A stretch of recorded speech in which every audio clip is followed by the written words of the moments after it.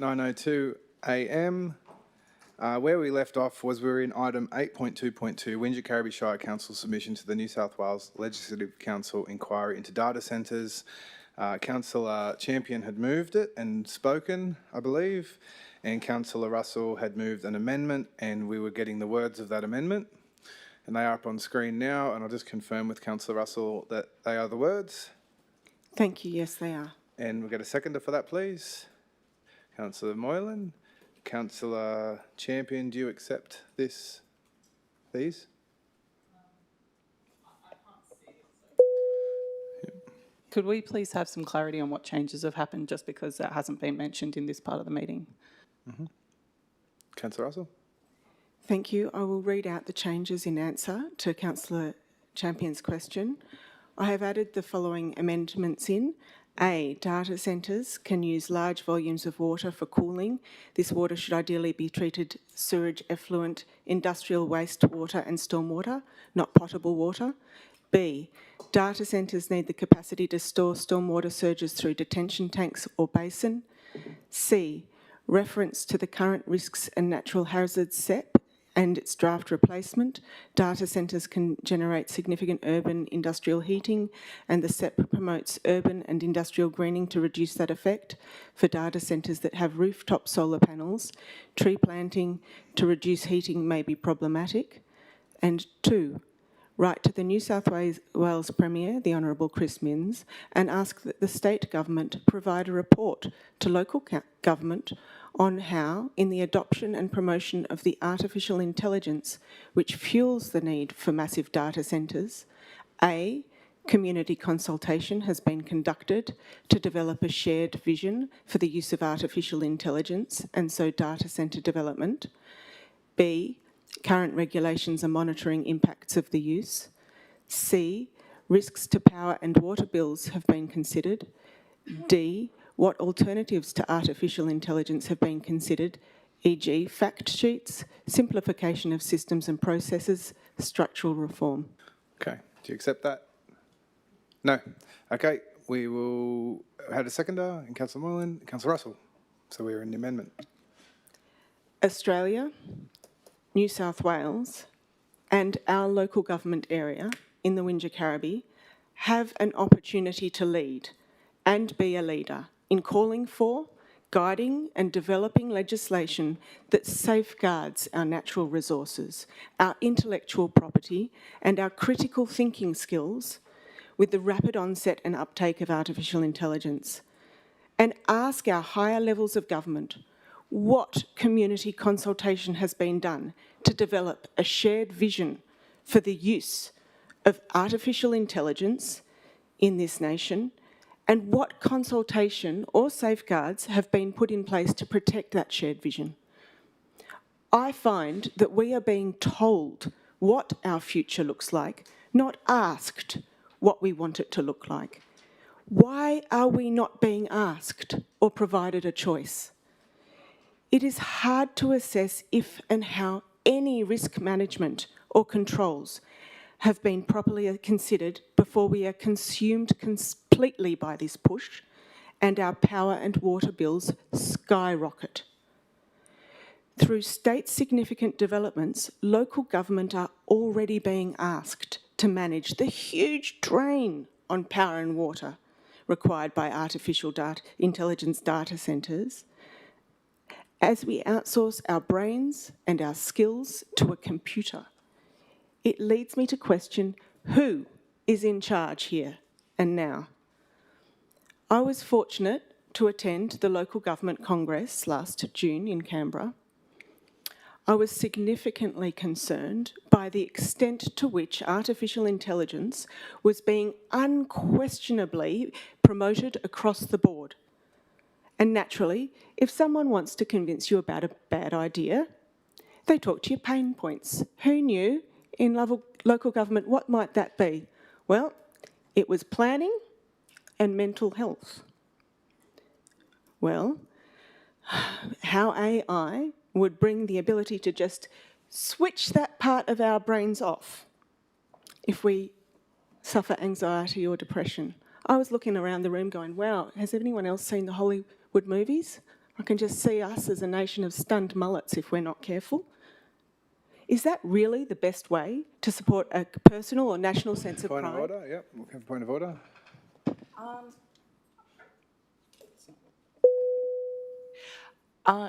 Point of order, I failed to understand how this is in relation to our submission on data centres. Sorry, I'm going to finish speaking and then Councillor Champion, as Councillor Point Smith of can orders ask could be questions. raised in the middle Yes, of the but speech that- if they're a point of order. Well, it's relevant because these are... I'm just going to explain the process. So the process is any councillor can raise a point of order and that cuts the speaking off while they raise their point of order. Councillor Smith has raised the relevance of your speech towards the submission. I'm going to uphold that order and I'm going to allow you to keep going. So thank you. Thank you, and at some stage I'll count up the number of times that Councillor Smith interrupts me in the middle of a speech with a Councillor, question that Councillor, she's confused. Councillor, Thank the you. process is, Yes. I'll just explain it again. Yes. If a councillor raises a point of order, they take precedence over the meeting to hear that point of order. So it Thank doesn't you. matter how many times it happens if it's a relevant order. Thank you. Thank you, councillor. So, if I'll get back to the fact that if we are not careful about developing a shared vision, then before we know it, we are going to be in a position where we don't know how we're going to turn this stuff off. I am amazed that we can't be creative, courageous, or collaborative enough to fix or overcome the problems that are causing us grief. Arguably, artificial intelligence is a layer of complexity, masquerading as a layer of simplicity or stupidity, whichever way you choose to look at it. We have all seen those Hollywood movies envisioning our future with artificial intelligence. Is that really our shared vision as a nation? Definitions of growth and productivity are subjective. Just because an American tech billionaire, and there was one at the conference, in his jeans and sneakers, can get his rocks off at the growth of his cryptocurrency, does not mean that we are here in the Southern Highlands are seeing the growth of our North Star Councillor, vision. I'm going to ask you to speak. We're speaking about people in conferences and Yes, jeans and because it is sneakers. to the point of that we are asking for a shared vision Councillor, in my I amendment. just want you to bring it back to the Yes. substance of the This of the is motion, about the please. substance. We're talking about massive data centres. Instead of talking about the cause, we are talking about the effect. Now, we, as councillors who are responsible for risk management, need to be looking at root cause of problems. What we are doing, to reference horses, as you might that might help you understand, Councillor Smith, is we're... Councillor. I am helping Councillor Smith explain. She's had 2 points of order. Listen, Councillor, just refer to the clause. So the chairperson has precedence in the meeting. When a chairperson speaks, any councillor speaking or seeking to speak must cease speaking. Every councillor present must be silent. Do you understand this code? Yes, I do. Okay. Look, we're not going to. I'm seeing that as a bit of an attack on Councillor Smith, the way you're speaking. So I'm going to ask you to bring it back, please, into the focus of the motion, or I'm going to terminate the time. Thank you, Please Mr. proceed. Mayor. Sorry, go ahead. To use a metaphor, we are letting horses bolt, horsepower if you like, we are letting horses bolt before we have even built a fence, let alone a gate through which they are to go in regards to how much we need in the way of data centres. So fundamentally, to the question of data centres, we are talking about the size, the extent to which we are going to need these arguably monstrous edifices in the future. So I see that this is a critical question to us in Thank our... you, Councillor. That is the time. Would anyone else like to speak to this amendment? Councillor Champion. Through you, Mr Mayor, a question to the General Manager, please. I would just like to get there's quite a lot of amendment clauses here, and I would like to get a sense of in what way, whether all or some of these are relevant to the inquiry and an appropriate response from Council. General Manager. Thank you, Mr Mayor. I'll refer this to the Director, Communities and Police. Thank you, Mr McCabe. Through you, General Manager, I'd recommend the best guidance for councillors is to refer to the terms of reference in inquiry. That's the scope. That's probably my strongest recommendation. In relation to what's the amendment that's proposed, there's a couple of queries that I have. The first point, number one, data centres can use large volumes of water, yes, but it says the water should ideally be treated sewage effluent. I don't imagine data centres producing much sewage because there's not, they're storing servers essentially. So a lot of storm water, a lot of rainwater, but probably not much sewage. So to actually achieve that might be difficult. Number two is probably okay. The third one, it doesn't make sense to me. The SEP that's referenced isn't a SEP, the title. That isn't the title of the SEP. And there is no draft replacement SEP at the moment. There's simply an explanation of intended effect that's published. And also, the reference to data centres can generate...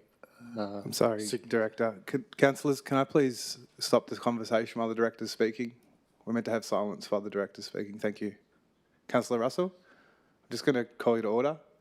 Can we please not have a side conversation while the Director's speaking? It's meant to be heard in silence, please. Thank you. Sorry. Thank you. Also, on point 3, it talks about the SEP promotes urban and industrial greening to reduce that effect. That SEP doesn't. That SEP is about climate change and risk. So it's more about preventing risk. And that current SEP talks mainly about coastal risk. And then the number 2, it would be up for debate whether artificial intelligence is actually part of the terms of reference. Okay, thank you. Would anyone like to speak to this amendment? Okay, you want to speak to this? Thank you. Yeah, I'd just like to speak and say that I don't support this amendment. I do recognise and am sensitive to community concerns around the impacts of AI and data centres on our community, on our amenity and on various aspects of wastewater and potable water. However, I believe that those issues are appropriately addressed in our submission. And I also think that the intent that Councillor Russell is trying to raise a point about in her speech, that we need to be looking at root causes, I think that is the intention of the inquiry. I think that is the purpose of this parliamentary inquiry, and that's why they're seeking feedback from councils. And so in giving this submission, we are representing our community and giving our community's position on the impacts of data centres. So I think that those issues you're concerned about are actually being addressed in this process. So, and I'm also concerned that the amendment has some inaccuracies, so I don't support it. Okay, thank you. Would anyone like to speak to this? Okay, I will now put this amendment. All those in favour? Councillor Moylan, Councillor Russell, all those against? Councillor Champion, Councillor Duffy, Councillor Foley, Councillor Kent, Councillor Smith, Councillor Fitzpatrick. That is lost. We're now back in the main motion. Would anyone like to speak to this? Okay, I will now write a reply to Councillor Champion. Okay, I'll now put this motion. All those in favour? That is carried unanimously. Item 8.2.3, National General Assembly of Local Government. I move that the Council authorise attendance at the 2026 National General Assembly, including myself, Mayor, as A, B, Councillor Kent, and C, General Manager. Could I have a seconder for that, please? Councillor Foley. I don't need to speak to this. Would anyone else like to speak to this? Councillor Moylan. I'll be voting against this motion, Mr Mayor. This conference is for mayors and councillors to convene and advocate for federal funding. Now, on the face of it, that looks like a noble cause. However, we must look at this in the context of a submission that our General Manager made last month on behalf of councillors without councillor input to raise rates without limit. Now, this is obviously a huge concern that councillors did not have input into how our ratepayers' money is raised. And it's also a concern that this council believes that we can raise rates without limit. It is also contradicting the rate peg system we currently have that does have a limit. Councillor, how is this line of speaking got anything to do with going to a National General Assembly? I assume you're talking about the rate pegging that we resolved in that meeting? Is that what you're referring to? You can refer to what I just said, Mr. So Mayor, rather were than you referring assume. to the resolution in the last meeting about us not wanting to have a rate peg? Is that correct? To answer your question, Mr. Mayor, I'm referring to the submission that was made to the federal inquiry. That this council resolved in the affirmative.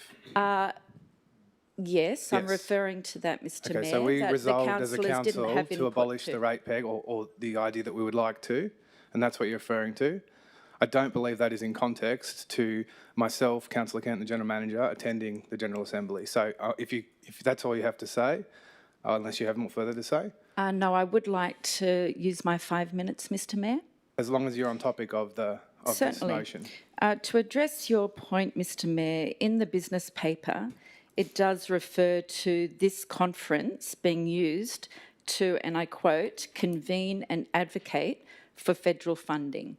The submission that was made last month without councillor Councillor, input. again, we're not speaking about the submission last month. It has no relevance to this motion. So if you don't want to continue to talk to this motion, I'll terminate your time.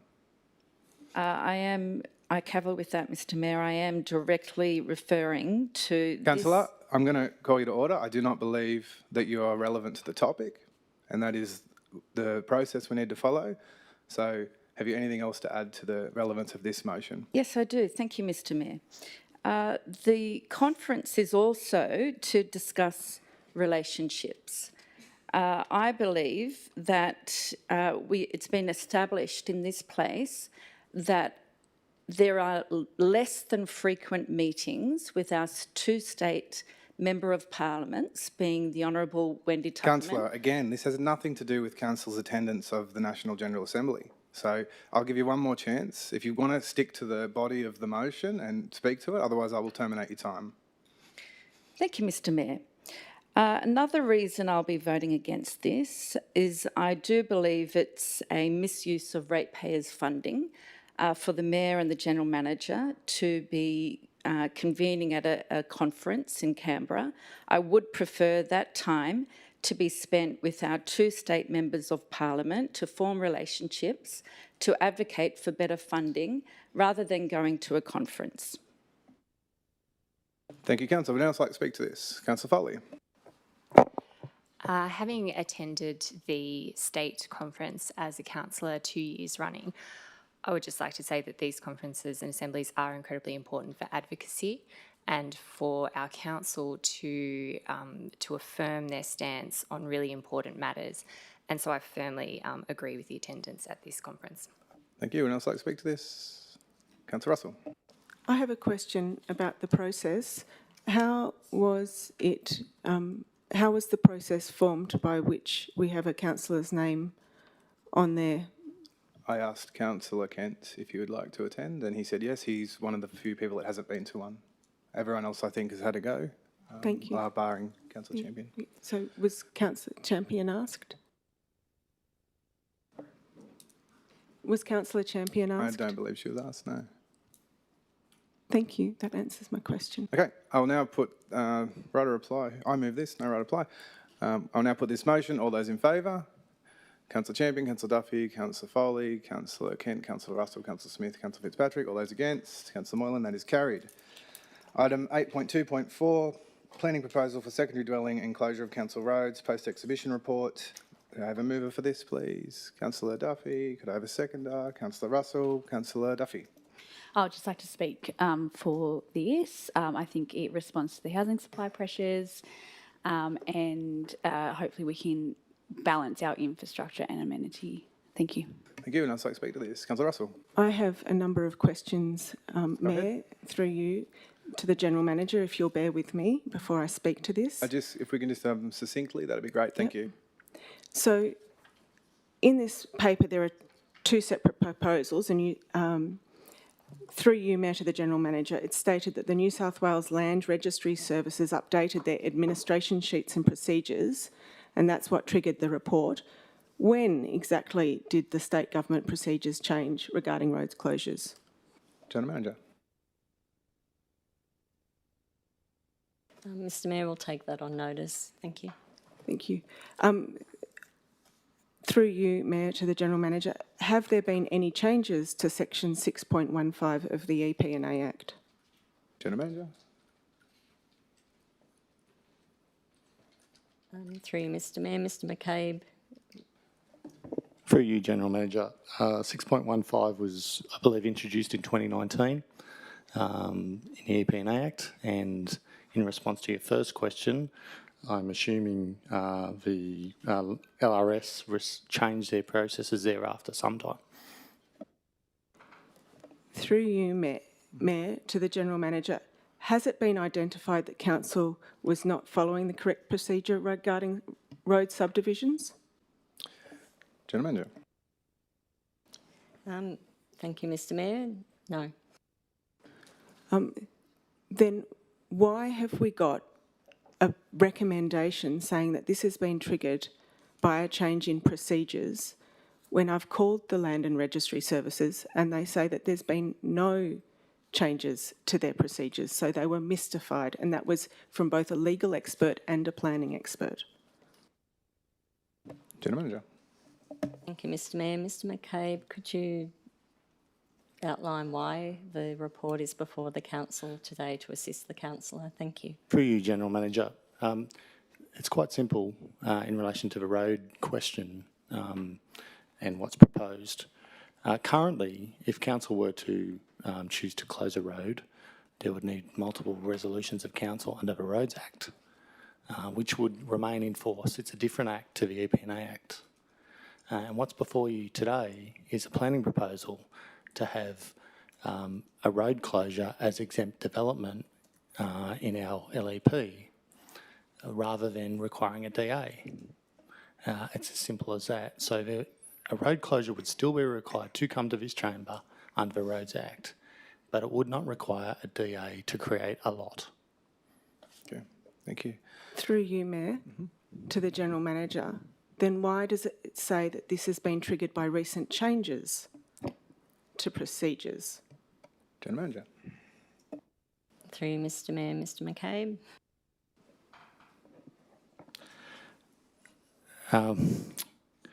In relation to the changes, I don't have an exact date, but I do know the LRS changed its proprietorship in the last decade, and the EP&A Act did change.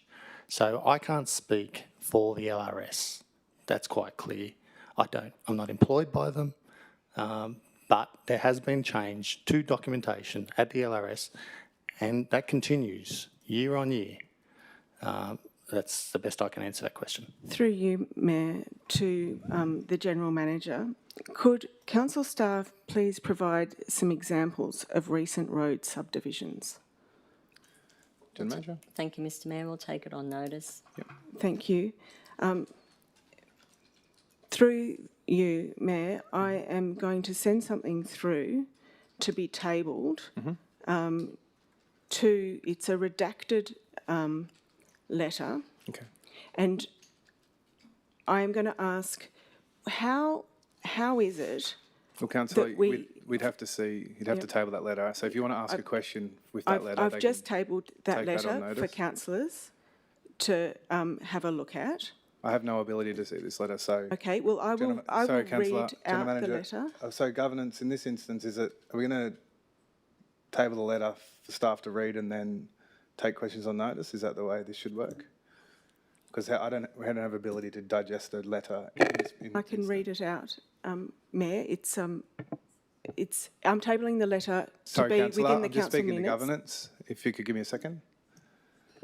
The letter can be tabled, but I don't think it can be discussed because councillors don't have the capacity to read that right now. Yeah. and consider it. So I'm going to ask you to table the letter, which we'll get to the staff. I'm going to ask if you want to, and is it appropriate to frame a question around that letter or not? Or is this business without notice? Well, who's the Business, question to? is this business without notice? Without having knowing the subject of the letter and how it relates to the item, that's a hard question to... So I should be ruling it out of order? Well, it can just be tabled if it's relevant, but I don't think there can be discussions or further questions around. Yeah, okay. Look, happy for you to table the letter. I'm going to overrule you. the discussion around it. All Thank right. you. Well, I'll give you a... Sorry, Councillor. Yes, I'm going to speak to I'll speak to this now. Okay, we're not speaking to your letter. We're speaking to the substance of this, yeah? Because we don't know the letter. Yep. Okay, you don't have the letter. Okay, go ahead. So we have a planning proposal here, and I would really appreciate it if in future staff could present reports in a way that doesn't conflate two completely separate issues, one which brings our policies into line with the state government in the first section of the R2, and the second which actually creates an inconsistency by asking that road closures or subdivisions, as it were, are made exempt development and so don't have to go through a DA process. I see a number of risks in this, although there is a period of 28 days if we make it an exempt development under the Roads Act. The fact that it becomes a DA at present ensures that there is more potential for community consultation and input. We know over the past few years we have had a significant loss of local knowledge in staff, and mistakes are made, sometimes due to early adoption of AI, whatever. But we have an example of a letter being sent to residents. Councillor, again, we've discussed the letter, so I'll get you back on topic. This I am giving you, as if I'd not tabled the letter. So we have a point of order. Councillor Smith? Councillor Russell was inferring that staff use AI to create reports. That, to me, is a deeply concerning accusation and out of order. I'm going to uphold that order. Please refrain from making statements. Certainly. There is an example where the closure of a bridge in Sutton Forest was referred to as the Hume Highway. Now, there's no Hume Highway in Sutton Forest. Secondly, it was actually sent out to C. Throsby, who died about 1843, Henry Badgery died 1880, Bowman, well, not sure about them, but there's never been a Hume Highway in Sutton Forest. Now, given these sorts of situations exist, given the fact that we know under administration we actually sold off the access road to Medway water pumping station, I think we just need to be careful and perhaps keep our consistency with state government legislation at this point. So I'm perfectly prepared to support the R2, but knowing that the premise of this report coming to Council, as stated in the report, is that the Land Registry Services have recently changed their procedures. So I call them and their legal and planning team tell me that they're mystified because they haven't changed any procedures or updated any fact sheets that they can think of. And then I know that there's examples of letters sent to people who didn't make it into the 1900s before closing a road. I think at this point, we need to be careful and maybe stay consistent with state government policy. Thank you. So I'm going to propose an amendment. Yep. You'd like to separate the two out? Thank you, yes. Yep. So you just want to delete the first one? I want to delete from after zone, so don't include as exempt development. Okay. But you took out too much there. Yep. Just to, you can just do it to the comma. Yeah, be supported. Okay. The mover of this was Councillor Duffy. I'll get a seconder first. Councillor Moylan. Councillor Duffy, do you accept this? No. Okay. So then, Councillor Russell.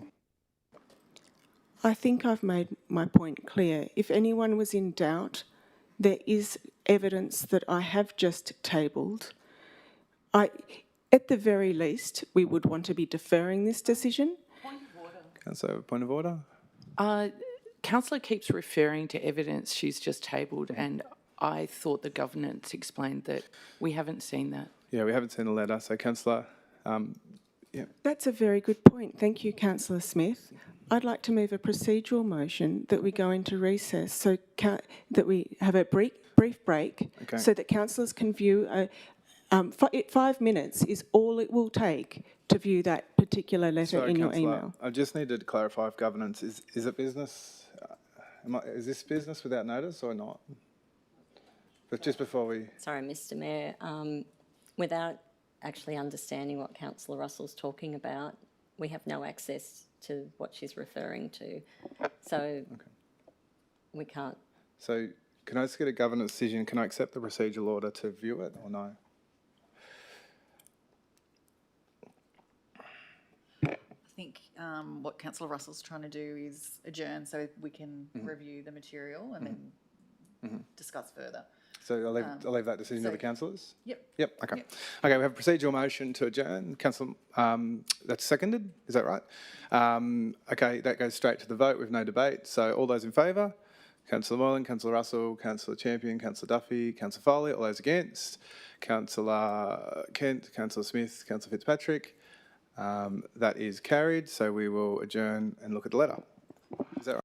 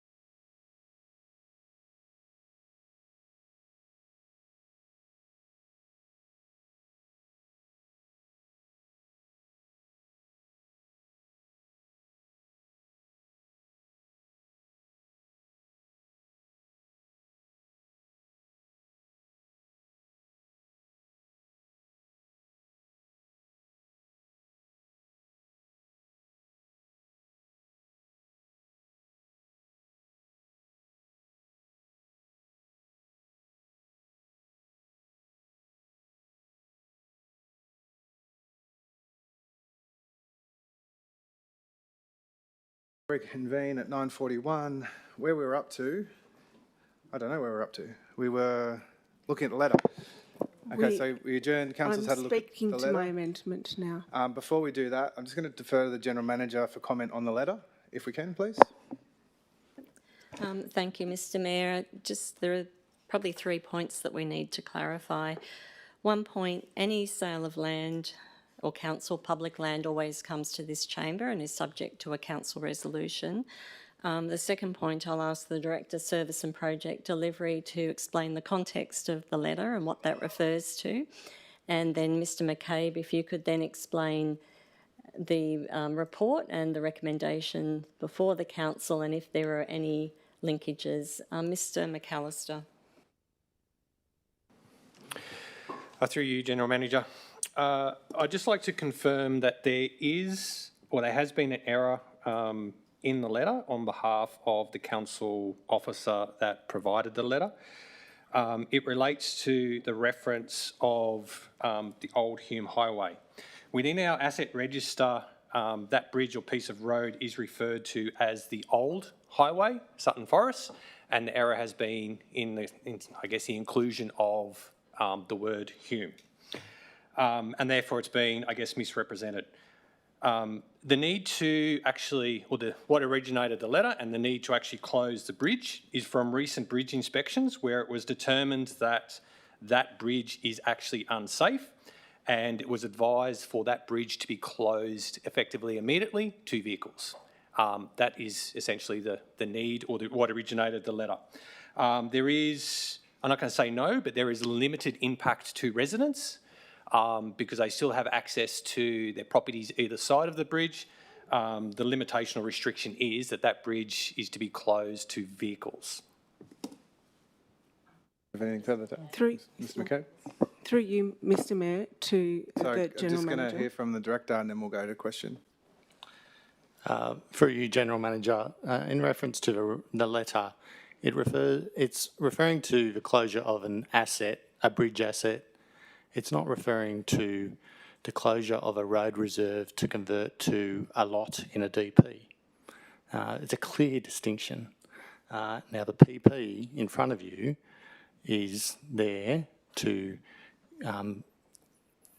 streamline the process of closing a road and converting it to a lot in a DP, and that is for it to be exempt development rather than requiring a DA. The road closure would still be required to be considered by this chamber under the Roads Act, not under the EP&E Act. General Manager, just a question. Does this letter have any relevance to the business in front of us right now? Through you, Mr Mayor, I do not know. Thank you. Yeah, Councillor Russell. Point of order.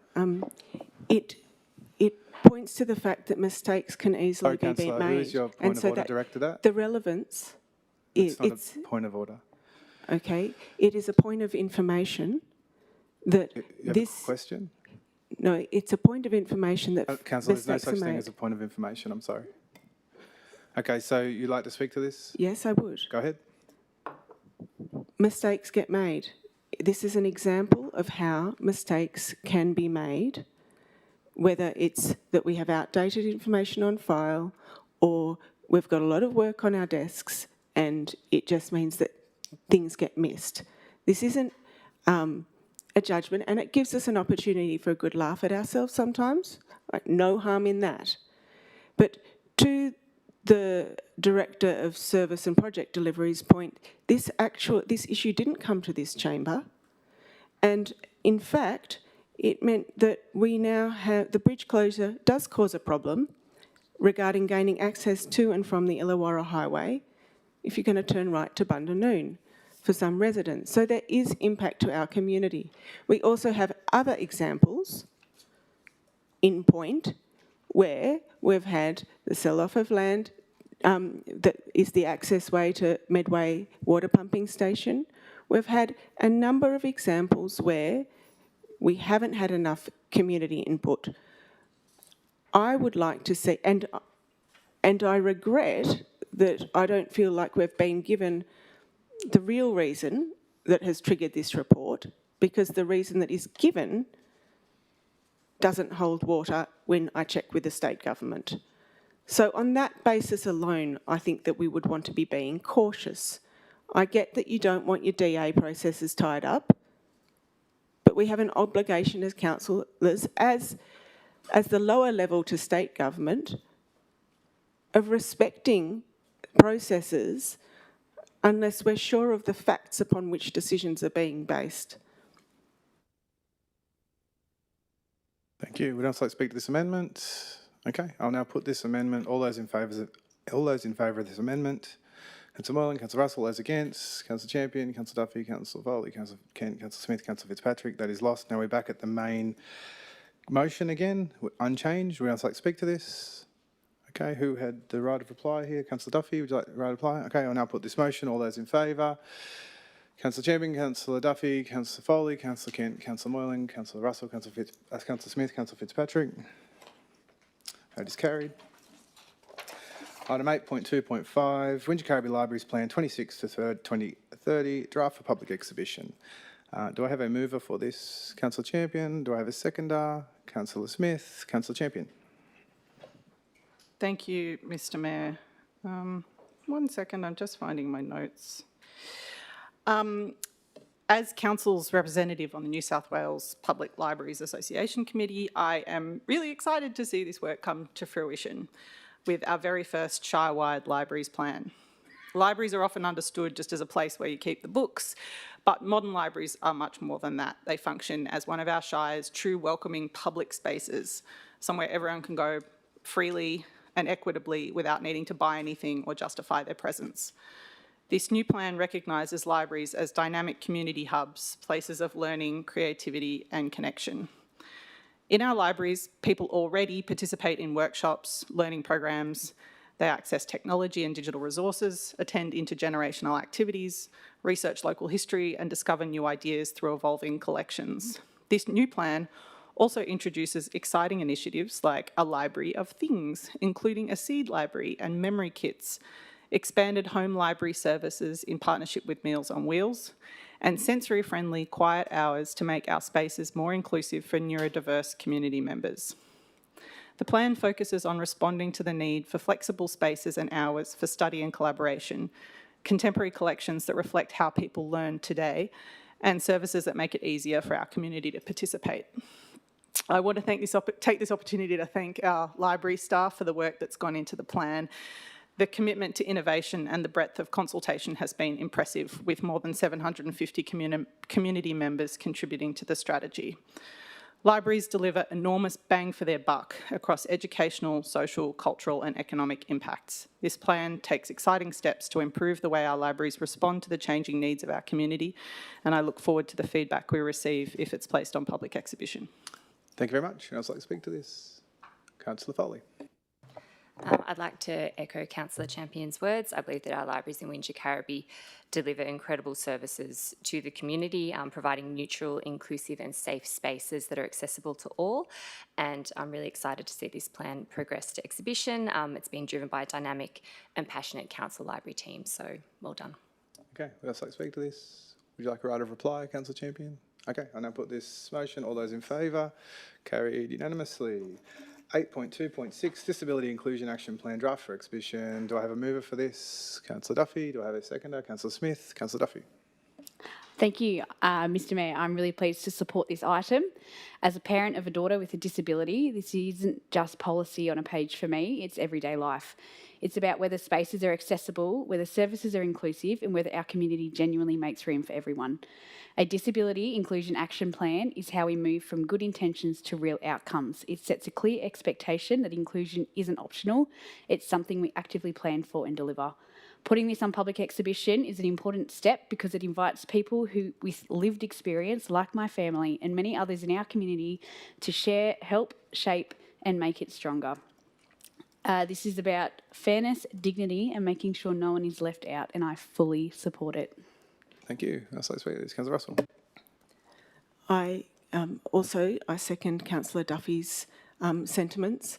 As someone, my former husband was in a wheelchair for a period of time, and I tell you what, you don't understand just how hard it is to get around in the Highlands at present and live your day-to-day life until you spend time doing things like that and finding that you just can't do it, and it really limits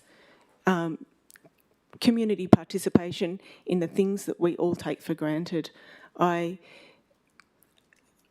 We have a lot of plans in our portfolio, many plans that unfortunately just seem to gather dust or get reviewed rather than getting implemented. This is one that we need to prioritise in terms of basic infrastructure to make sure that we are meeting the needs of our entire community. Thank you. Would else like to speak to this? Councillor Champion. Thank you.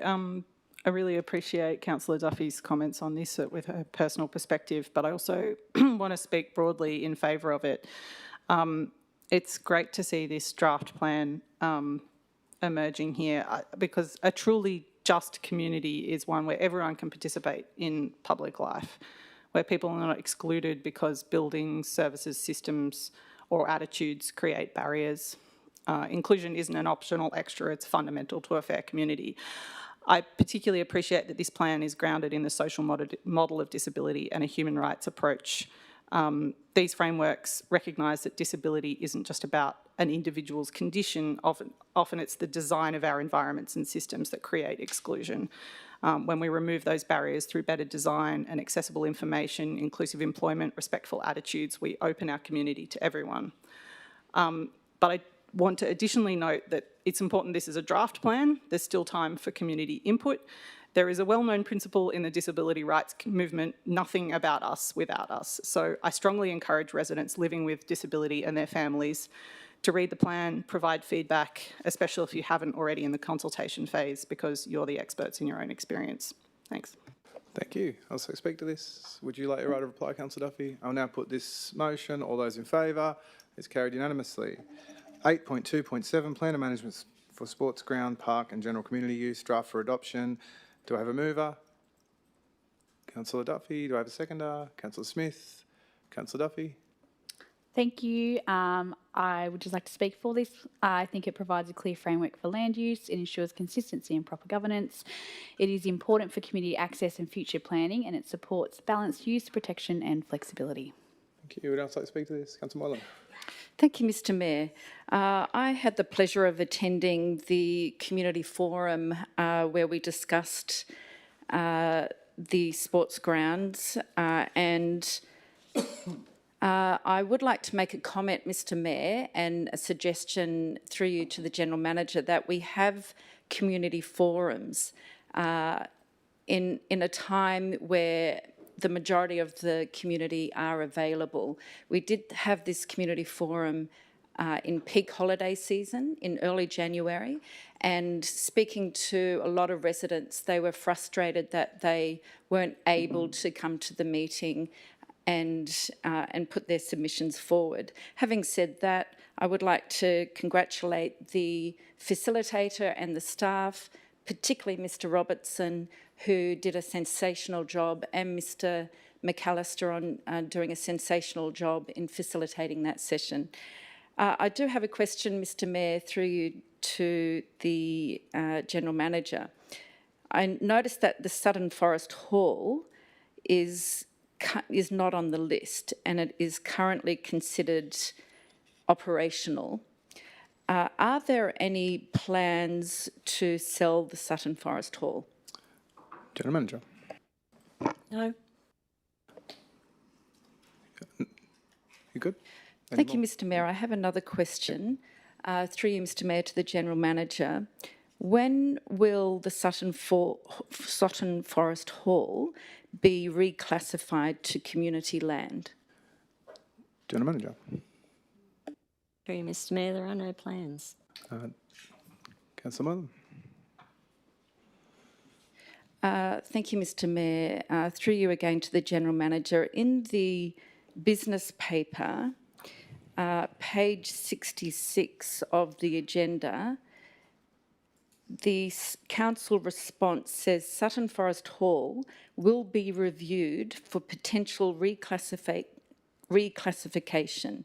And I am assuming this refers to reclassifying it from operational to community land. Are there any plans to commit to what was put in the business paper? General Manager. Through you, Mr Mayor, for the sake of complete information, the statement in the paper actually says Sutton Forest Hall will be reviewed for potential reclassification where appropriate. So for councillors' benefit, where there is a reclassification process, it is by way of a council resolution. Thank you, Mr Mayor. Thank you. Would else like to speak to this? Councillor Russell.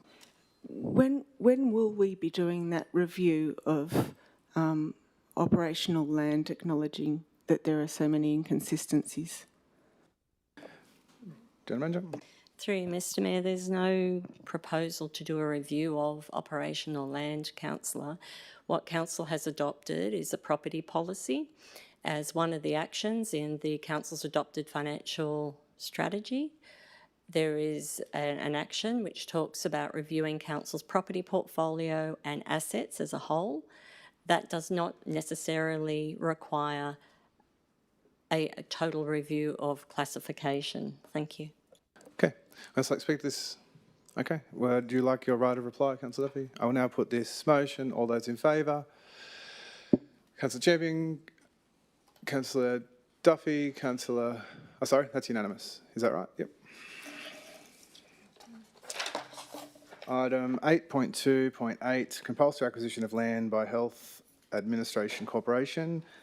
Do I have a mover for this? Councillor Smith, a seconder. Councillor Duffy. Councillor Smith. Good to say. Anyone else like to speak to this? Okay, I'll now put this motion. All those in favour? That is Councillor Duffy. Carried unanimous. We're on to item 8.3.1, Development Assessment Progress, February 2026. Councillor Smith, Russell, you want to move this? Go.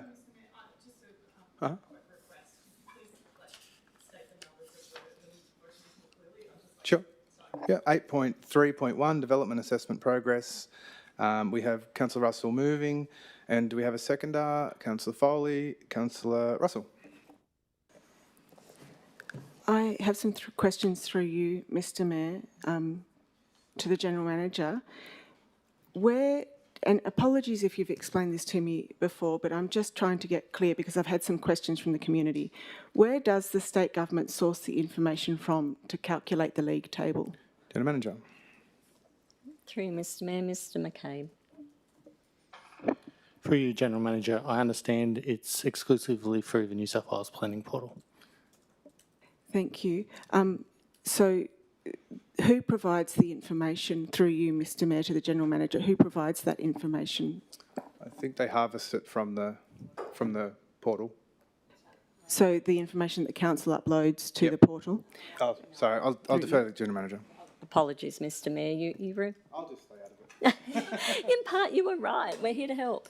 No, council doesn't upload it. It's applicants. But Mr McCabe, could you help the councillor with a bit more detail? Thank you. For you, General Manager, the New South Wales Planning Portal is a portal owned by the New South Wales Government. All councils are required to participate in that in relation to dwelling DA stats across the state. The trigger for those numbers is from applicants. It's the applicant who first lodges an application, which triggers that data. And then obviously the process goes through one of receipt, and then assessment, and then determination or withdrawal. Thank you. Through you, Mayor, to the General Manager, and appreciating that these are questions that have come to me because this is such a critical issue for our community. How does council currently factor in the time it takes for a report to come back to council from an external consultant or agency? General Manager. Through you, Mr Mayor, Mr McCabe. In relation to, it depends on the, through you, General Manager, it depends on the complexity of what's being asked. So for a consultant, it depends on the content and each individual assessment. In relation to third-party agencies. Again, it depends on the referral and the standard timeframes that they have themselves as government departments. Through you, Mr Mayor, to the General Manager, does Council restart the clock in terms of the time within a specified time frame after a report is sent back? General Manager. Mr McCabe, do you need clarification or is that clear for you? For you, General Manager, I'm not sure what clock. So in the terms of the DA processing days that we calculate, when it gets sent out to a consultant, do we stop the clock and then wait to restart that clock in terms of our processing timeframes? For you, General Manager, we don't calculate the timeframes the state government do through the planning portal. So through you, Mayor, to the General Manager, when a report is sent out, do we at any point stop our estimation of, you know, the fact that these are days that we're calculating that we're processing that DA in? General Manager. Back to you, Mr McCabe. For you, General Manager, the only time that a stop the clock of council is relevant through legislation these days is the clock regarding the timeframe for a deemed refusal under the EPNA Act. So council can stop the clock in those first 40 days. An applicant has to address things. But once that clock restarts and information is received, that 40 days ticks, and then that gives them the right to lodge an appeal under deemed refusal. That's really the only time council practice that these days. Okay. Is there anyone who'd like to speak to this? Thank you. Through you, Mayor, I would like to propose, put forward an amendment to the agenda item that I've just What is your wording? moved. Is number 2, is provide a report to the May Council meeting on how many DAs have been refused for lodgement in the previous 9 months, comma, with the general reasoning for refusals.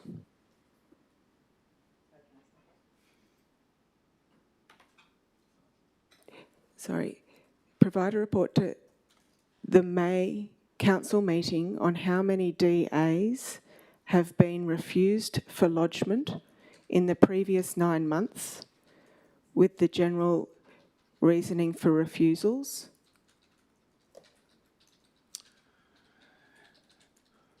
So, Councillor, you want a list of the personal DAs that have been refused? No, I don't. And you want No, I don't want a list of personal DAs that have been refused. a number? I want a number Each individual can be per refused on month, different- monthly. Each DA is refused, the ones that are refused on a million different reasons. Well, I'm sure that How can they provide a general reason for a number? You would have to individually go through every single DA to provide a reason, and I don't know if that's appropriate as far as Okay, so maybe I'll do it differently, and I'll say take off with the general reasoning if that's an issue, and then point 3. How many of those refused DAs have found to be compliant? Councillor, that makes no sense to me. If they're not compliant with the legislation, then they're refused. Would you like me to speak to my amendment? No, I need to see if it's even appropriate to have here. So provide a report in May to the council meeting on how many development applications have been refused for lodgement in the past 9 months. I mean, that's just simply a number, I believe. Provide a report to the May council meeting on how many developments have been refused for lodgement. That's simply a number. How many of those refused development applications have been found to be compliant? Sorry, okay, if you need more qualification, fair enough. How many of those refused development applications have been found to be compliant, comma, after appeal? Are you talking about Land Environment Court? No, just sending it back in saying, why have you refused this? That doesn't apply to us. You know, the grounds on which the refusal has So are been you put. asking for an internal review? Because there's two processes, there's Land Environment Court and then there's an internal review process if you're not happy with the decision. Which are you talking about? I'm talking about our internal processes. So if you're not happy with an outcome, you lodge an appeal and send Yes. it back in? Yes, as in not an outcome, it's about lodgement. It's about DAs that are lodged and then they're sent back saying, no, this isn't compliant. And then they And go they for- have to appeal back to the officer and say, but the grounds for which you have refused my DA don't apply to my DA. That's what I'm trying to pick up. Because I've heard not just from one So person, Councillor, but a just to number. clarify, just so I get my head around it, so you're saying that if someone has a determination and a refusal determination? No, no, Mayor. I'm talking about lodgement. I'm talking about someone attempts to lodge a DA with council and they're saying I see. So you're refused asking, for so lodgement when you lodge, in the when you lodge previous. into the portal, you're saying how many applications, if they're saying that you haven't got enough information, and You then haven't they're got enough saying- information, or this you can't lodge a DA here because you need to have this or that, and then the applicant has had to send it back in and say, You're saying but the I did applicants- provide you with you're that, saying or that it's not relevant. in the world in which the applicant's saying, I disagree with the officer saying it hasn't got enough information, and then they re-lodge with the same information, and then you're saying, are we accepting that? That we've had to find that we're accepting that, yes. Okay. With that conversation, I mean, does the director want to make some comment? Is it clear to you? Yeah. I just have a question, I think, to the General Manager. How would this report inform strategy or decisions on policy for council? Like, I just feel like this is quite operational. Point of order, Mr Mayor. Is Councillor Martin? Could you please bring this meeting to order, Mr Mayor? We need to follow the code of meeting practice, put this So is your point of order on me, Councillor? My point of order is certainly to you, Mr Okay. Mayor. You are allowing councillors and staff and yourself to have a debate on Councillor, an no, amendment no. before it's put. Sorry, Councillor. What I'm doing is, as the chair of this meeting, I have to make sure we have sound material to debate. It is my job to make sure this material makes sense before we debate on it. So I need to seek clarity from the director, from governance, from the general manager, various times throughout about the meeting, so that we know what we're doing. So I will overrule your point of order, and I'll continue on the path. I have a question, Mr Mayor.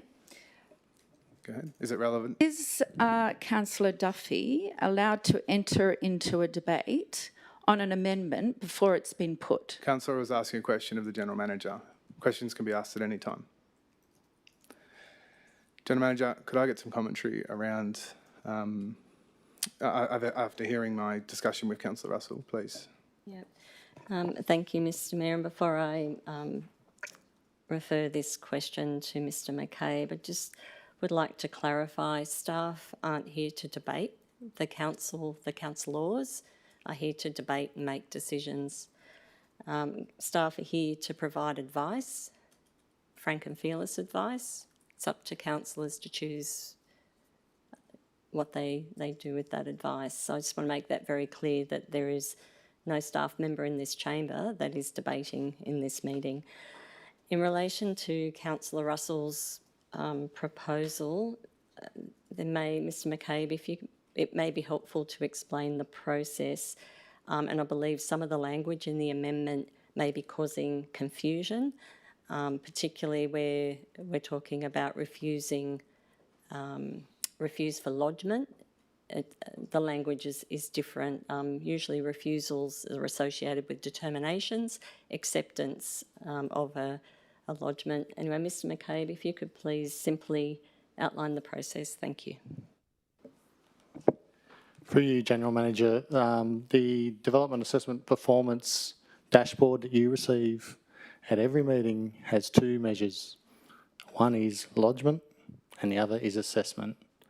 Now, I believe what Councillor Russell is proposing relates exclusively to lodgement. However, the language that she has used relates to assessment. So, I would suggest that the word refused be replaced with the word returned, and the word appeal is not used simply because they're part of the assessment process and not the acceptance process or the lodgement process. So Are you happy to? if I used it, refused to be accepted for lodgement, I mean, look. is that At the end of the day, you can. what was the other word that you used? For you, General Manager, returned. Applicants have another opportunity to relodge through the portal based on the feedback of staff. I'd say, through you, Mayor, the experience that the community members who have come to me have said refused for we weren't allowed. I was just clarifying. Refused for.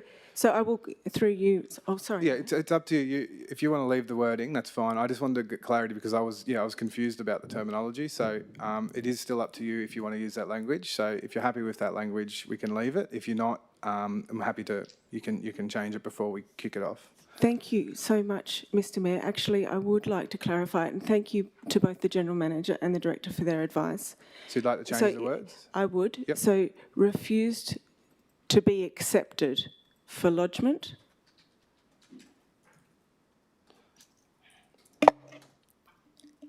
And then how many of those refused development, those development applications that have been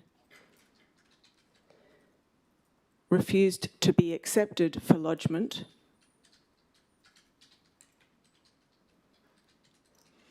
comma, have found to be compliant for lodgement. Yep, and so how many of those, so just take out the, take how many of those refused development that have been refused to be accepted. You can take out the refused before development applications in the first instance. How many development applications? So that, so how many of, so the, So rather than appeal, are you happy to say after relodgement? Because there isn't. It's not an appeal. I don't believe. sorry. It's not an appeal process. So it's It was. like relodgement. No, sorry, we, sorry, Paige. How many of those, you can take out the word, just the word refused before development applications, yep. How many of those development applications that have been refused to be accepted for lodgement have found,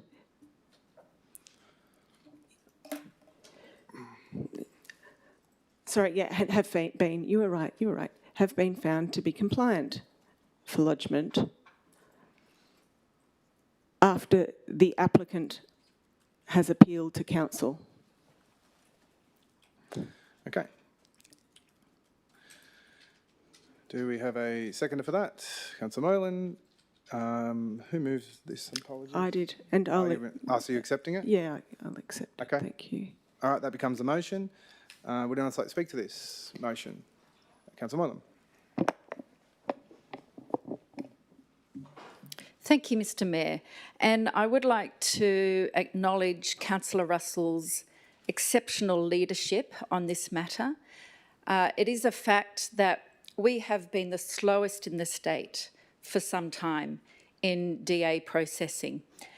We are on the Minister, the Honourable Minister for Planning, the Honourable Paul Scully's radar.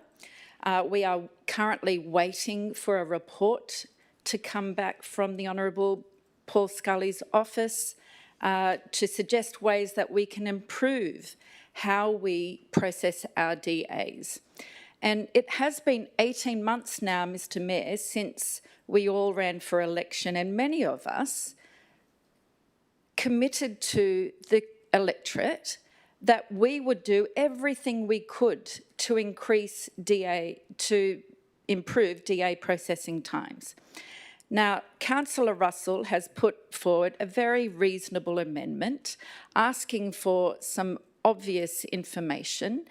And I have been appalled, Mr. Mayor, at the hair splitting that has been going on about words of return versus refused. This is outrageous that a councillor cannot finish her sentence when asking for key information for the electorate. Councillor, I'm going to ask you to stick to the body of the motion in your speech, please. Mr. Mayor, with respect, I am also referring to the Code of Meeting Practice, Councillor, which if you have a point of requires... order, raise a point of order. Otherwise, please speak to the body of the motion. Mr. Mayor, I'm talking about councillors being shut down in conversation, Again, and you are now Councillor, doing that. Yes, because you have a point of order, raise a point of order. If you do not have a point of order, please continue to speak to the motion. Yes, Mr. Mayor, I am raising a point of order on yourself. I hear your point of order, and I overrule that point of order, as is my obligation as the chair to do. So please continue speaking to the body of the motion. Mr. Mayor, you do have precedence as a mayor. However, it is subject to the law and the Code of Conduct and the Code of Meeting Practice. Councillor, I'm going to call you to order.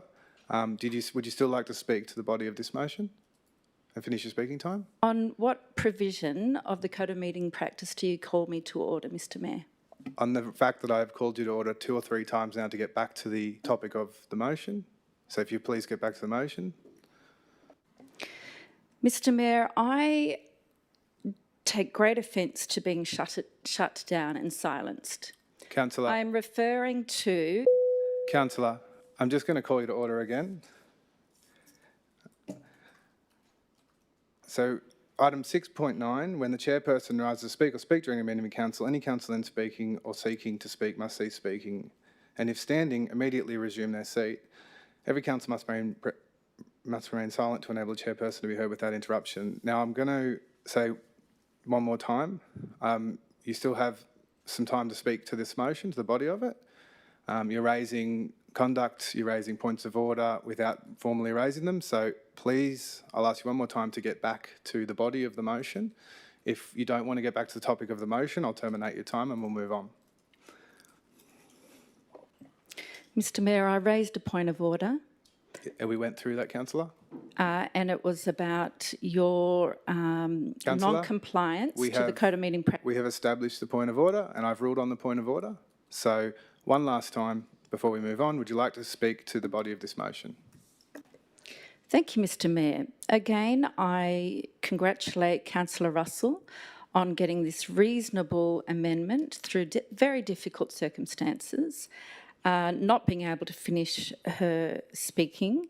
Okay, councillor, that is the end of your time. Thank you. We're going to move on. Would anyone else like to move to this? I didn't actually get to speak to my amendment. Okay, you can speak to your amendment. Go ahead. Thank you very much.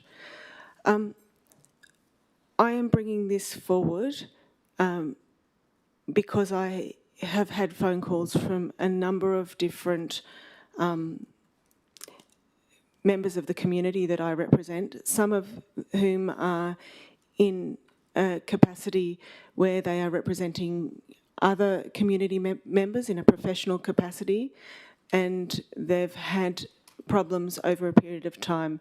We cannot get involved in individual development application matters.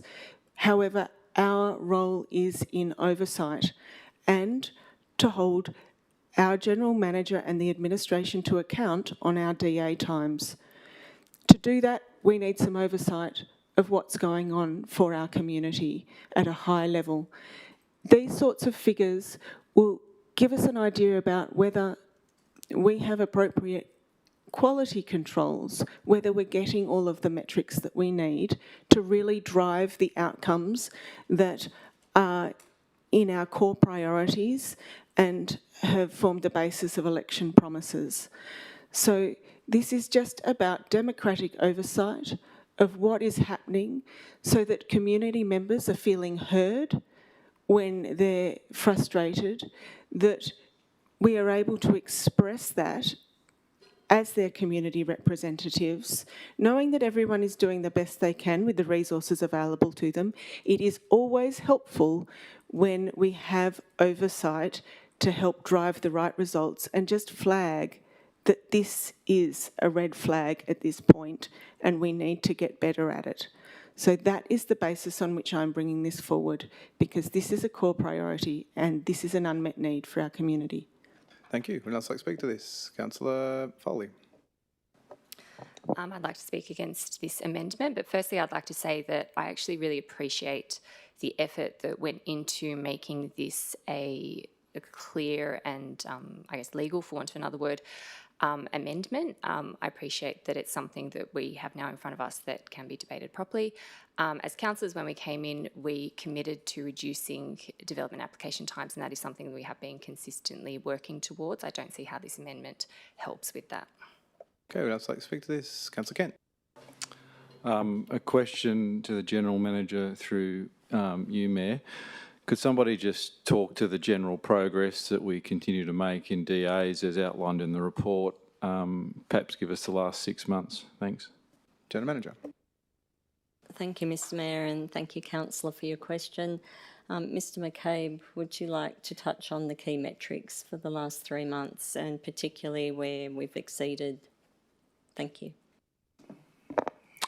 Through you, General Manager, we've had great progress since you've been elected, particularly in the last 3 months, and that's during a period where there's a lot of leave of staff. On average, for the last 3 months, we've met the goal that Council set to beat the state average. That's the last 3 months. We exceeded it in December. We were under it in January, and we've exceeded it in February. But on average, for all 3 months, we've exceeded it. And as you can see, in the most recent month, we've only exceeded it by 1%. State average has now gone down 71%, and we're going up, which is great to see. And our year-to-date is also rising. I think it's at 57. I've got really small font here at the moment. And I can tell you there's a lot of data that's looked at daily on this. I can tell you today, you see on the progress report, there's 113 undetermined DAs. I can tell you that live, as at yesterday morning, that number was 98. So we're now below the 100 mark, which I don't think we're going to get much south of that, but anyway.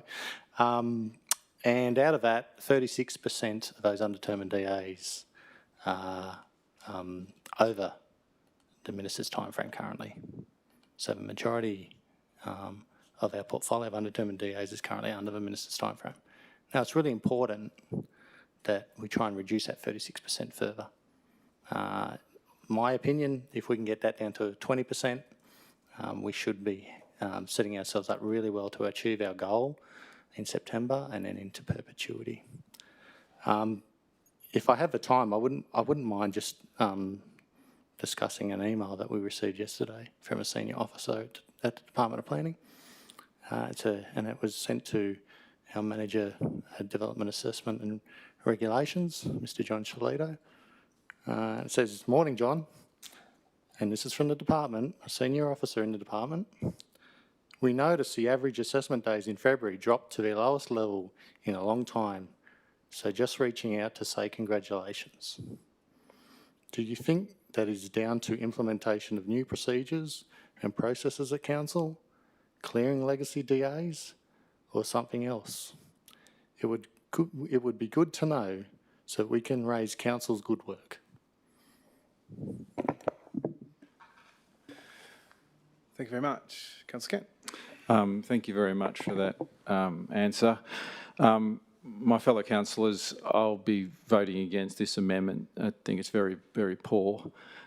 Basically, we've just heard from the Director of Communities and Place of the progress that have been made in DAs since we've been elected, and I'd like to pay a compliment actually to the Mayor for leading that charge back when we were all first elected, and it's working.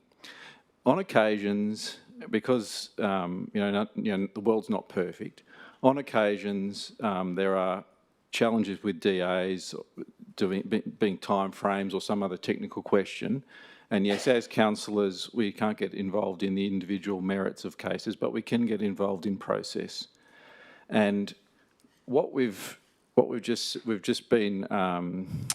seen we've just had published rather the latest community satisfaction report, which is a 2-year cut since the last one, and we've had a very... I'm just giving context to my... Councillor, sorry, you got a point of order? Relevance to, yeah. So councillor's asked you to, if we can get back on topic. Sure, I'll get back on topic. What I'm trying to say is when issues come before me, I work with the Director of Community and Place and his staff around process matters. And so anything like the things proposed in this amendment would be just addressed as a matter of course through decent relationships with staff. And that's what I believe we have. Okay, thank you. Councillor Foley. Can we put this amendment, please? Have we had 2 for, 2 2 against? 4 and 2 against, yes. You don't have 2 for? I have a question, Mr Mayor. We've been asked for the motion to be put. Have we had 2 for and 2 against? Who was the 2 for? I had Councillor Moylan and Councillor Russell for, and I had myself and Councillor Kent against. Okay, that is true. Okay, we now have a procedural motion to put the motion. I will get a seconder for that. Councillor Smith. Okay, we'll now put a procedural motion to put this motion. All those in favour? Councillor Foley, Councillor Kent, Councillor Moylan, Councillor Smith, Councillor Fitzpatrick. All those against putting the motion? Councillor Champion, Councillor Duffy. Sorry, Councillor, you just voted for. Governance. We'll start it again. Okay, we'll start it again. So this is to put the motion, not to decide on the motion. Just to be clear, it's a procedural. There's been a seconder. All those in favour of putting the motion? Councillor Foley, Councillor Kent, Councillor Smith, Councillor Fitzpatrick. All those against putting the motion? Councillor Champion, Councillor Duffy, Councillor Moylan, Councillor Russell. I'll use my casting vote to put the motion. We will now put this motion. So just to so everyone catches up, it wasn't an amendment. It was become the motion. So you're voting on the motion with the additional information. That is the motion. Does that make sense before we vote? So if we can pull that back up on screen, please. So yeah, I think. So no, because the councillor moved. So what happened was, because the mover accepted the amendment without debate. So now the points. I'd like to put in a foreshadowed motion. 2 seconds, councillor. We've already had a motion to be put, so we have to deal with it now. Yep. So, councillor, we have to deal with this. So we will now be putting this motion to the vote. So all those in favour, please raise your hand. Please, Councillor Champion, Councillor Moylan, Councillor Russell, Councillor Fitzpatrick. All those against, Councillor Duffy, Councillor Foley, Councillor Kent, Councillor Smith, and I will vote. I'll use the casting vote against. He's lost. So through you, Mayor, you voted for and then you voted against? I did. Yep. If we are up to 8.4.1, Floodplain Risk Management Advisory Committee meetings, 23 February. Do we have a mover for this? Councillor Moylan. Do we have a seconder? Councillor Russell. Councillor Moylan. Thank you, Mr Mayor. Councillors, we have before us two things. Firstly, the minutes of the recent Floodplain Committee meeting, and we also have the terms of reference for the Floodplain Committee meetings moving forward. Now, flooding is, of course, great interest to all residents of the Wingecarribee. And it's fair to say that the entire community wants to know more about flooding. Indeed, the Premier of this state, the Honourable Chris Minns, wants to know more about flooding and the decisions around flooding. The Honourable Ron Honig, Minister for Local Government, said in February just this year of council meetings that include members who are not councillors, and I quote, "Openness should always be an aspiration." So it's fair to say, Mr Mayor, that there is not one person in this electorate who is not interested in hearing more about actual or potential flooding where they live, work and play. Now, the terms of reference before you ask for a key change. They ask us to endorse a key change. And that key change is to close the meetings forevermore to the public and councillors other than those that are in the meeting and yourself, Mr. Mayor. Now, drainage. Drainage is also of great interest to many residents because bad drainage decisions lead to flooding. And I've met with many residents and businesses whose private property are currently being flooded due to poor drainage decisions. So why, well, may you ask, are we being asked to formalise these meetings now being closed to the public? At this point in time, I will disclose that I submitted, in preparation for this meeting, a notice of motion to in fact do the opposite, to open these meetings to the public and councillors and yourself, Mr. Mayor. Now, unfortunately, my notice of motion was rejected due to a technical glitch. The portal did not allow my notice of motion to be submitted on time. A deadline is a deadline, and I respect that. So we do not have my notice of motion here today to open these meetings. But to my surprise, what we have here today is a request for us to endorse the complete opposite to what I was advocating for, which is now to close these meetings forevermore. To give councillors some context, these meetings have been open to the public by rights. However, people have not been allowed to go to the meeting. So let's have a look at the practical effect of closing these meetings to the public. In this meeting, and it's documented in the minutes, Mr. Mayor, the meeting just last month, someone in the meeting insisted that the impact of floods downstream on Hilltop properties, Bundanoon properties and New Berrimah properties be put on public exhibition. But for that person, and we don't know who it is because we weren't able to get into the meeting, but for that person, those residents would not be the beneficiary of this analysis that is now on public exhibition, which will directly affect their property, their private property, regarding flooding.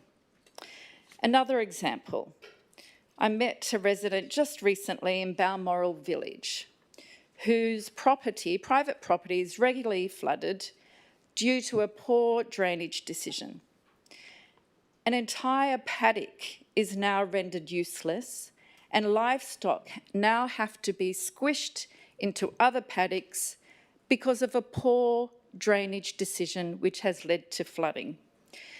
But to add insult to injury, this private property's neighbour is also impacted by this drainage decision because the boundary is now lost and that other private property owner, the neighbour, cannot access their own property due to flooding consequent of a poor drainage decision. Thank you, Councillor. Would anybody else like to speak to this? Councillor Russell. I have a question through you, Mayor, to the General Manager.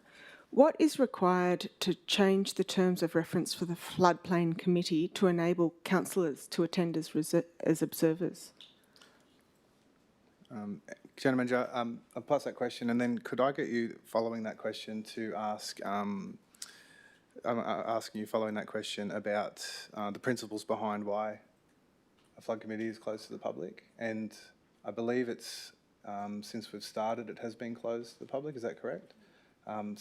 Through you, Mayor, to the General Manager, I was specifically talking about councillors no, being I'll still able get to that. attend. Your question's perfectly fine. I just was doing some following up, so. Yep, through you, Mr. Mayor. In response to your first question about terms of reference, that's why it's been brought to you today. It's a decision for the council in terms of reference and membership. What I would say is that the council have nominated 2 councillors to be their representatives on the committee. One, Councillor Duffy chairs the meeting and Councillor Kent attends. As with other councillor reps on other committees, their roles are to represent council and act as a conduit as well between the council and the committee. Thank you. Through you, Mr Mayor, I'd like to make an amendment then, please. Read your words, please. So did you move this, didn't you, No, Councillor? So- Councillor Karen Moylan Robinson. did. Yep, gotcha. You could get the, I'll just add 3.3. The terms of reference be amended to enable all councillors to attend meetings in an observer capacity. Okay, I'm just going to ask governance, because we're receiving and noting, can we amend, can you just give me some clarity around this? Thank you, Mr Mayor. Dr Lidgard. Yeah, sure. So what was in the officer's recommendation was endorsing the terms of reference. So with this amendment, what I would suggest that they're endorsed with some changes rather than a 0.3. Thank you. Thank you, governance. You are always so helpful on this one. So endorse it 5 with the following change. And just governance too, can the council compel the terms of reference changes? We can? Okay, yep, okay. Okay.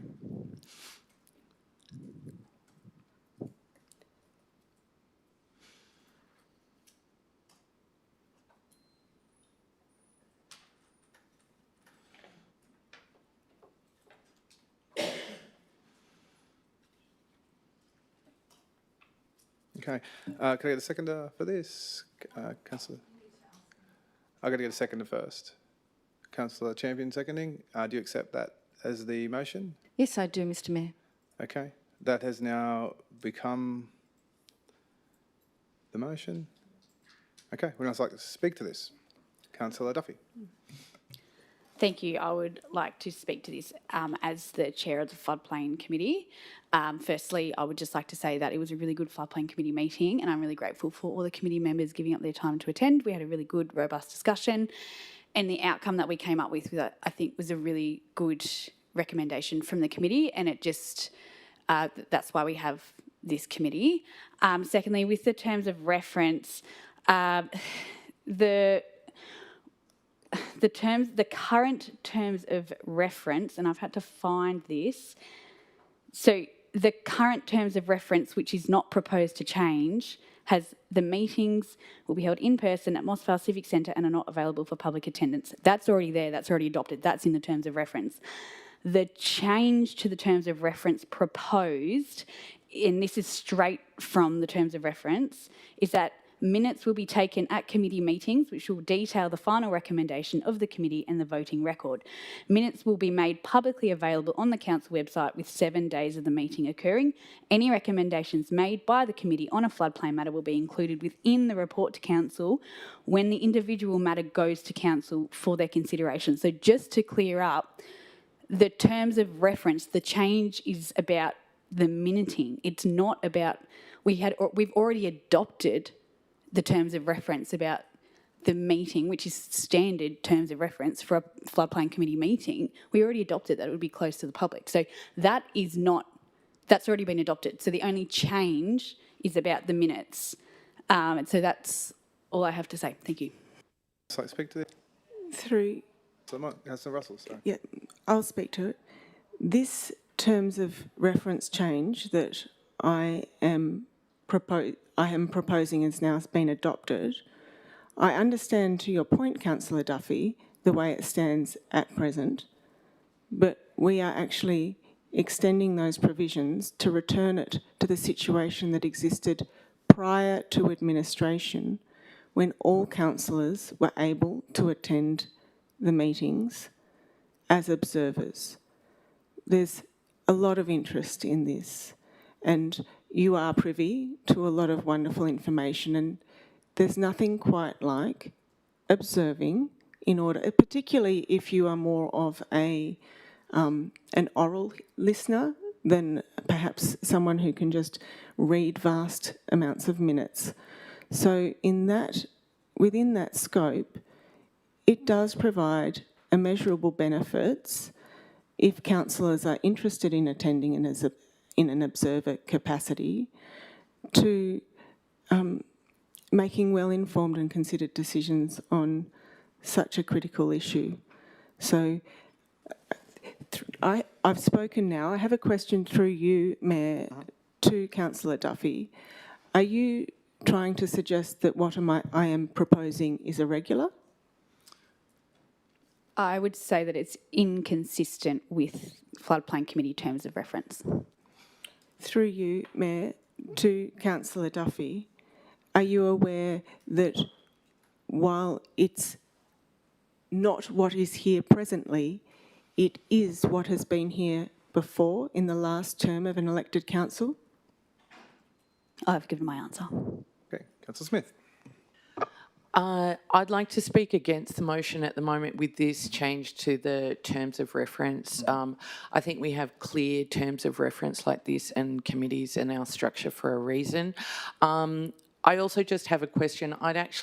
Do I foreshadow, I would like to propose going back to the original motion. What's the strategy? So we've just got to deal with this amendment. Sorry. It's no, the this motion is now. the motion. So yes, you can propose an amendment To go back to just the delete item 5, I believe. Okay. Sorry, item. The So last yeah, we have an point. amendment here. Councillor Smith wants to propose an amendment. So this is the motion now. I'd like to propose An to go amendment back to the delete that item. So if we can and to get that go up back on to the original, please. if we can get that up on the page, please. Sorry, would that be a direct negative now? Would that be a direct negative governance? No, that's fine. So we'll delete that, and then we'll. Could I get a seconder for this? Councillor Duffy. Okay, Councillor Moylan, I believe. Do you accept this amendment? No, I don't. Okay. Okay, that means it will go to debate. Councillor Smith. I've made my points. I'm fine. Okay, would anyone else like to speak to this? Councillor Champion. Thank you. I am speaking to object to the amendment. Sorry, I just had to get my head clear on which way round we were. I support the changes that have been made to this motion. I have huge respect for the people that put their time into the Floodplain Risk Management Advisory Committee and the work that they propose to us, also to Councillor Duffy as the chair and the work that she does. But as a sort of general principle, I support increasing transparency, so I'll be supporting that and objecting to the amendment. Okay, would anyone else like to speak to this amendment? Councillor Russell. I am speaking against Councillor Smith's proposal to remove increased transparency for councillors. There should be no need to exclude councillors who are bound by confidentiality provisions from engaging with information that is relevant to the performance of their duties. We are still fresh out of a period of administration where democratic oversight and input and understanding of things was limited. So we need to start bringing it back to those principles of engagement and support for councillors making informed decisions. And I'm concerned at the premise of that we must close these things down, that only certain people are allowed to have information, as if there are trust issues, when we know that all councillors have sworn confidentiality, and so it can only possibly be of benefit to our community. We have a number of community representatives, all who were elected to represent different numbers of the community, And we want to make sure that we have increased community representation, not decreased. Thank you. Thank you. Would else like to speak to this amendment? Okay, I will. Councillor Smith? No right to reply on amendments, but have you spoken? Oh, you did, okay. Okay, I will now put this amendment. All those in favour? Councillor Fitzpatrick, Councillor Duffy, Councillor Coley, Councillor Kent, Councillor Smith. All those against? Councillor Champion, Councillor Moylan, Councillor Russell. That is carried. So we are back at the original officer's recommendation now as a result of that. Would anyone else like to speak to that? Okay, I will now put, sorry, right of reply to Councillor Moylan. Thank you, Mr Mayor. Councillors, we need to think about the bigger picture here. We're talking about two important topics. One is transparency, and as representatives of the community, we have an obligation to be transparent and allow the community to see every step of the way of decision making, particularly when it affects their private property and their lives. Secondly, we're talking about flooding. Now, flooding, of course, it does not need to be said, is of grave concern to every resident, young or old, in this community. I would like to draw your attention to another example, a real example of a resident in Renwick who is very distressed. He has done everything required of him in his DA to build his home. His neighbour has also done everything required of him per the DA to build his home. But unfortunately, there was a poor drainage decision, and now the first neighbour I mentioned who has approached me, his backyard is continually flooded, and now he is in litigation with council, which of course is a cost to ratepayers. So, Councillor, is this the story you're telling me currently relative to the minutes of the floodplain? Mr Mayor, it's relative to floodplain Does this meetings. issue go through the floodplain committee that you're speaking of? Mr Mayor, the topic is floodplain Committee meetings and meeting minutes. So what we are doing is we're receiving the minutes and noting them. So I'm just going to ask you to get to the body of the motion, please. Another resident who has approached me lives in Mossvale, who has been in correspondence with council since 1987 about a drainage issue. Councillor, again, is this issue in relation to the minutes of the committee meeting that we're discussing in before the business before us right now? Mr Mayor, it's in relation to the terms of reference, asking us to endorse the closure of those meetings to the public and the impact Councillor, it has on residents. But the scenarios you're giving were not something that's gone through this committee. This committee, the minutes that we are discussing the minutes of the meeting. It's my obligation to keep councillors on the topic of discussion on the business paper, and I don't feel that the line you're on is relevant to the body of this business. Mr Mayor, may I be permitted to answer a question without being interrupted? Go ahead, councillor, you had a question? Thank you, Mr Mayor. So to answer your question, the relevance is this motion is asking us to endorse the closure of the floodplain meeting minutes. And the examples Councillor, I am giving... Can you point to Sorry, me... can I answer your question? Can you please point to me, just for clarity, where in the minutes it's asking for it to be closed to the public in the terms of in this item agenda? Mr Mayor, may I answer your original question without being interrupted? Councillor, now I'm actually asking you to provide me the location of it asking for it to be closed to the community in this item. Can you point me to the page number, to the paragraph?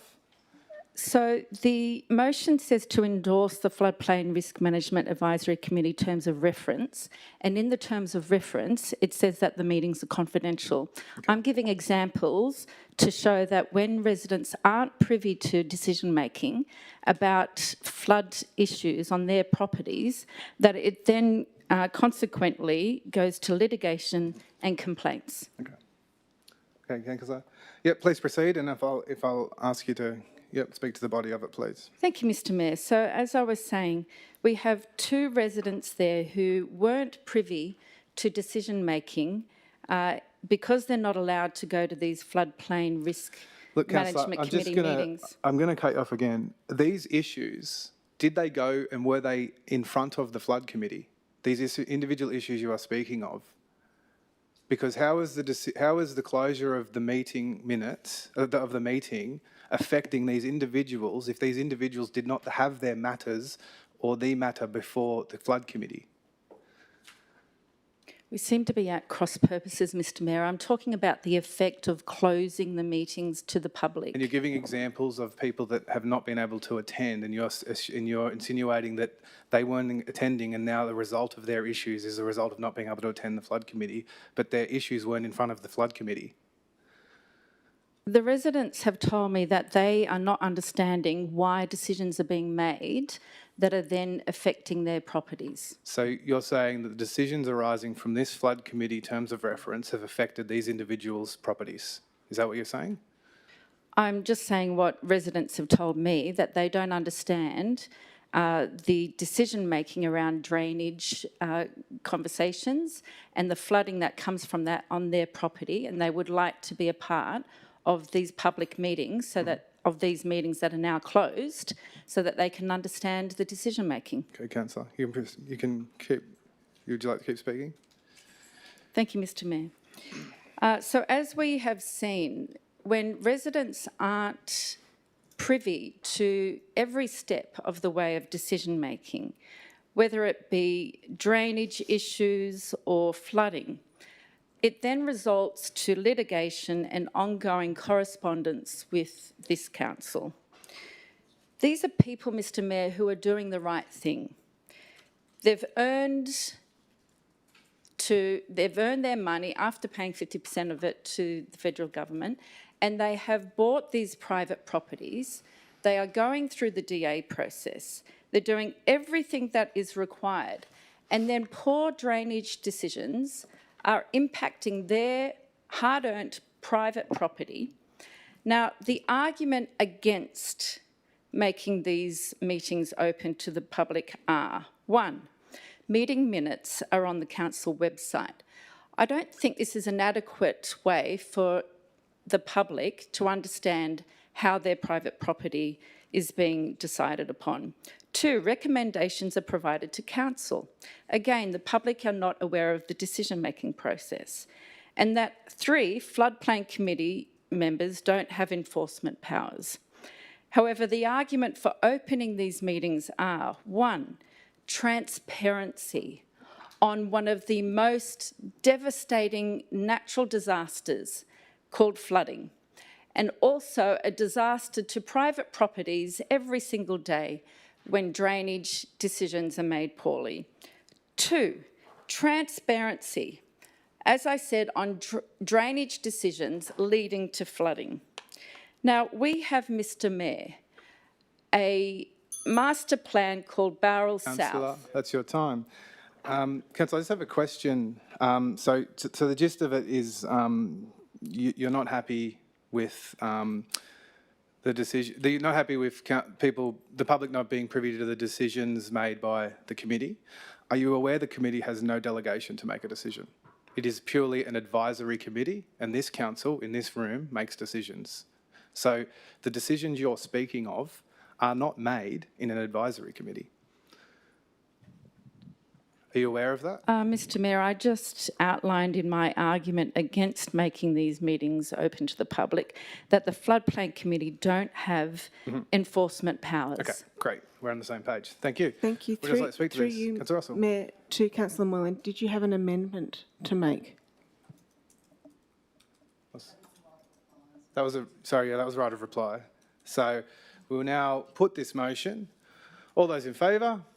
Councillor Duffy, Councillor Champion, Councillor Duffy, Councillor Foley, Councillor Kent, Councillor Smith, Councillor Fitzpatrick. All those against?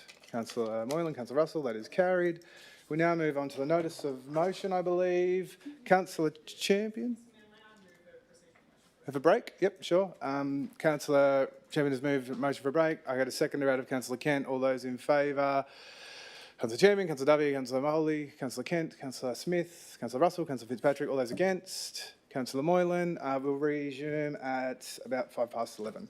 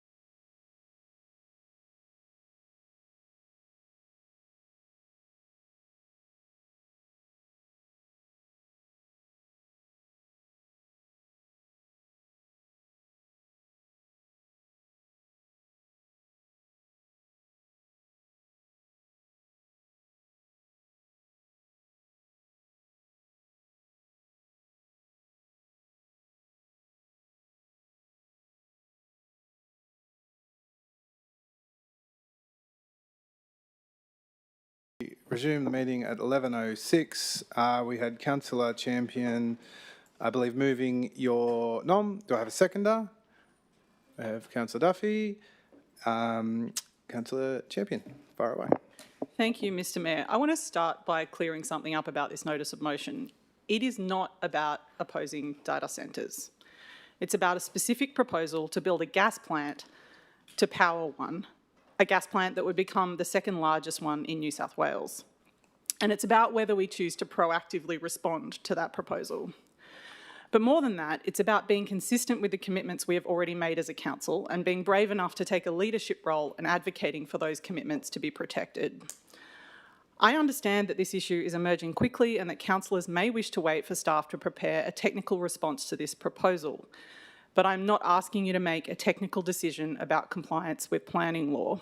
None of us are planners, but we are representatives, and we are able to identify the hopes and intentions of our community. And if we look at the positions that council has already adopted, we can see that this proposal is not consistent with what Wingecarribee intends or wants.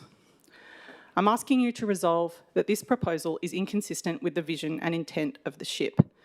Just a year ago, we adopted the SHIP Master Plan, which put forward an exciting new proposal for development that would support our growing population's employment needs.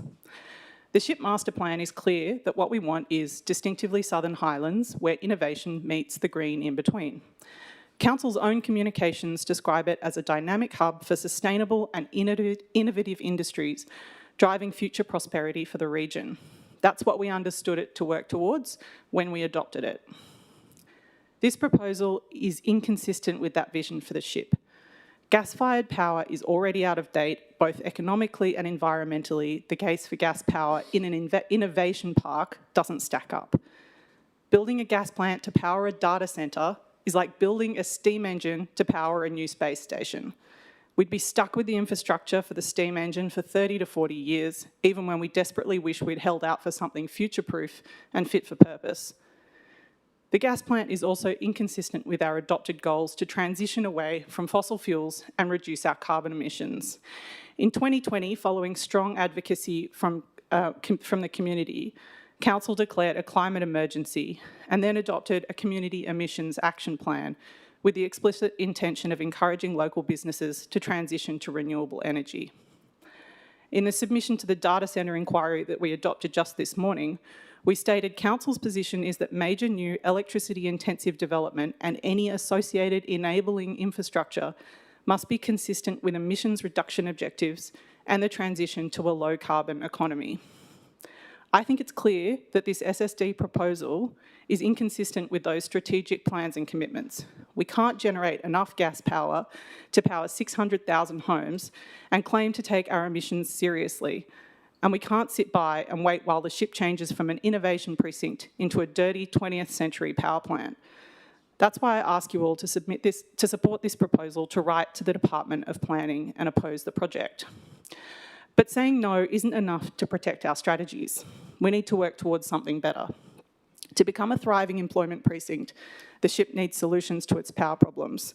The current grid is only 33 kilowatts designed for a suburban supply. If we want to honour the intention of the SHIP to encourage innovative, future-proof industry that uses renewable power, we need to facilitate better grid connections. This notice of motion contains a way forward.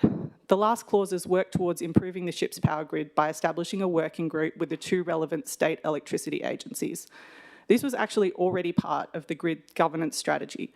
I'm saying it's a great idea, it's important, and we need to get started right now.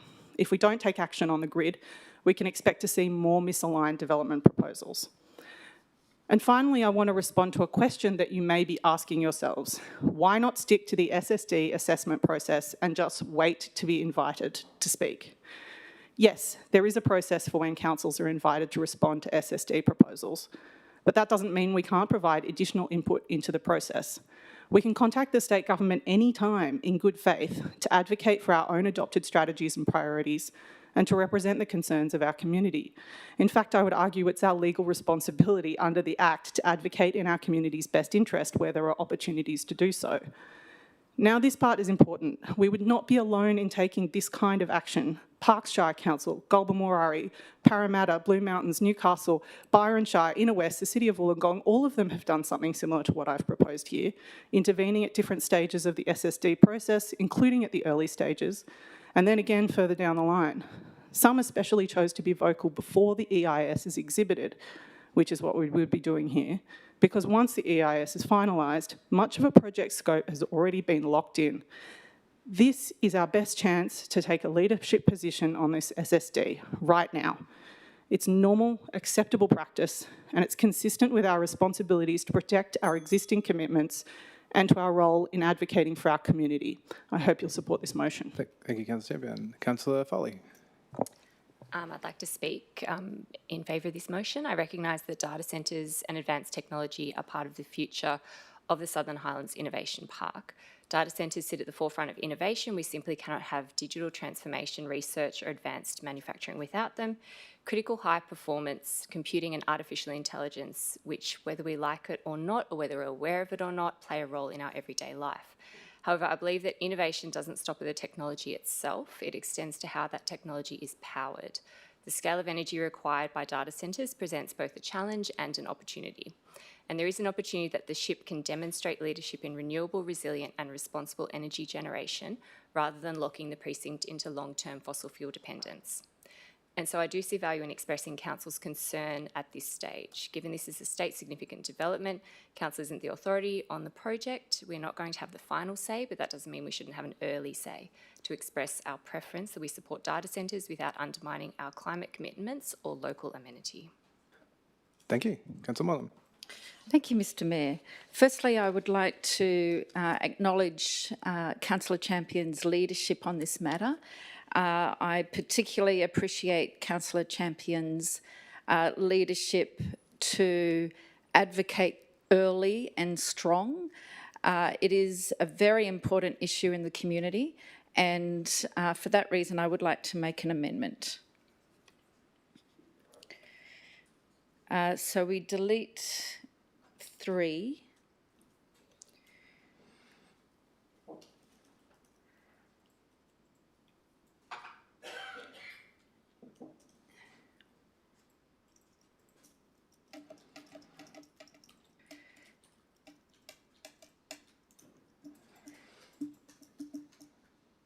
That Council defer a submission to the state government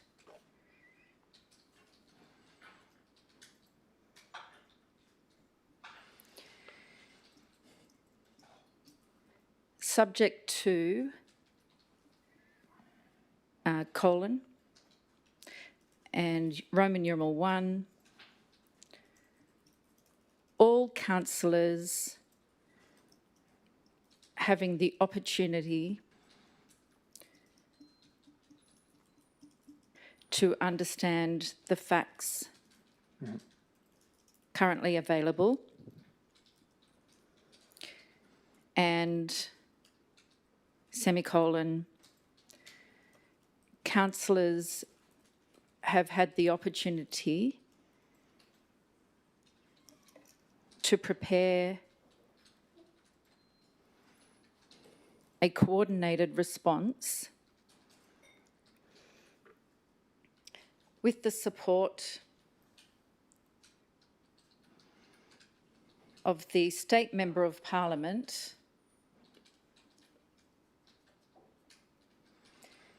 the Honourable Wendy Tuckerman.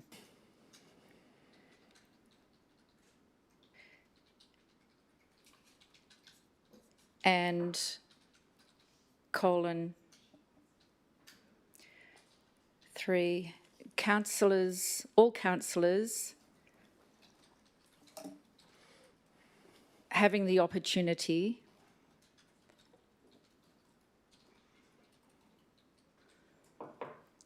to discuss with residents the facts of the issue. Okay. Could I have a can I have a seconder for that, please? Councillor Russell. Councillor Champion, do you accept that change? No. Okay. Councillor Mollem, go ahead. Thank you, Mr Moylan. Again, I would like to extend... I'm the mayor.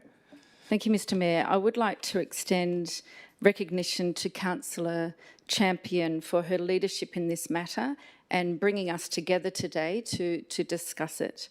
I would like to apply some measure to our approach, however.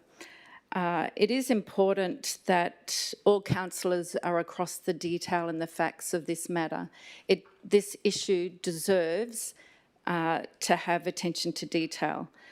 I also note Councillor Champion recognised that this is emerging quickly.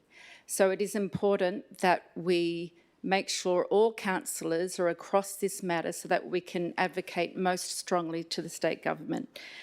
In talking to many residents, the common theme I am hearing is they don't know, they're panicked. They don't know what this is actually about. They don't understand what the issue is.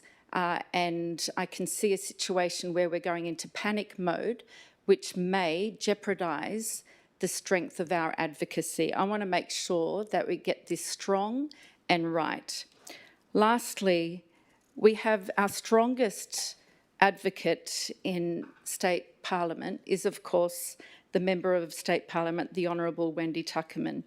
And the Honourable Wendy Tuckerman has been a demonstrated leader and strong advocate in other matters which are state significant.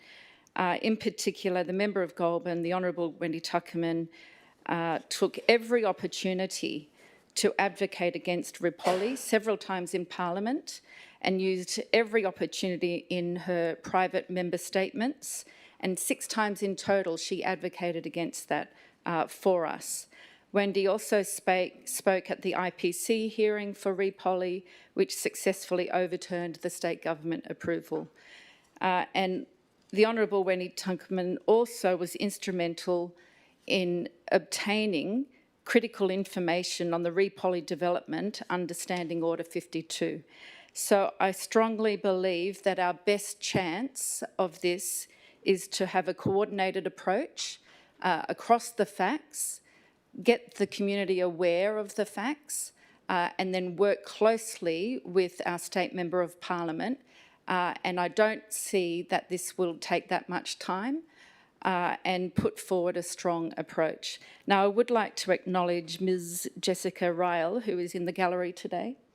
And Ms. Ryle is particularly interested in this issue and has forwarded myself, and I'm sure other councillors, some key points. I received that yesterday. I would very much like to get across the details of that because they're critical in our argument, and also make sure the other councillors are across the detail of that. So overall, let's take a couple of months' time to prepare a coordinated response with our strongest advocate. I agree with Councillor Champion that we don't want to wait to be invited. I think we can take a position somewhere in the middle between rushing now and waiting to be invited, and make sure that we're strong advocates and learn from what we've experienced with the Ripolli fight. Okay, thank you. Councillor Moylan, I agree with you. I do have another amendment that we'll deal with after this that was very similar. I just wanted to add some procedural things in which people may or not may agree. So I'm going to be supportive of this, but just saying I'll be doing another amendment after. Would anyone else like to speak to this? Councillor Russell. Through you, Mayor, I have a number of questions for the General Manager, if you'll bear with me. Can the Director confirm, or the General Manager confirm, whether Wingecarribee Shire Council was formally consulted by the Department of Planning prior to the issuing of the SEARs for the 673 megawatt power station at 30 Douglas Road? General Manager. Through you, Mr Mayor, Mr McCabe. For you, General Manager, not that I'm aware. Thank you. Through you, Mayor, to the General Manager, under section 175, subsection 2 of the EP&A Regulation 2021, the Planning Secretary must consult relevant public authorities when preparing SEARs for a nominated state significant development. Did the department advise council as to why we are no longer considered a relevant public authority regarding the planning of a major hazard facility within our own shire? General Manager. Through you, Mr Mayor. Again, Mr McCabe. So I'm not aware of the Secretary of a department consulting with us. I am not aware of any legal advice in relation to that clause either. So I think people should look at the SSD application and the SEAR's response in relation to that regulation clause. Through you, Mayor, to the General Manager, would it help me to clarify that this, under section 175, subsection 6, this would classify as a nominated development for the purposes of consultation, and this development absolutely satisfies that definition, which means the department was legally required to consult this council. Why aren't we chasing that up? General Manager. Through you, Mr Mayor. Mr McCabe.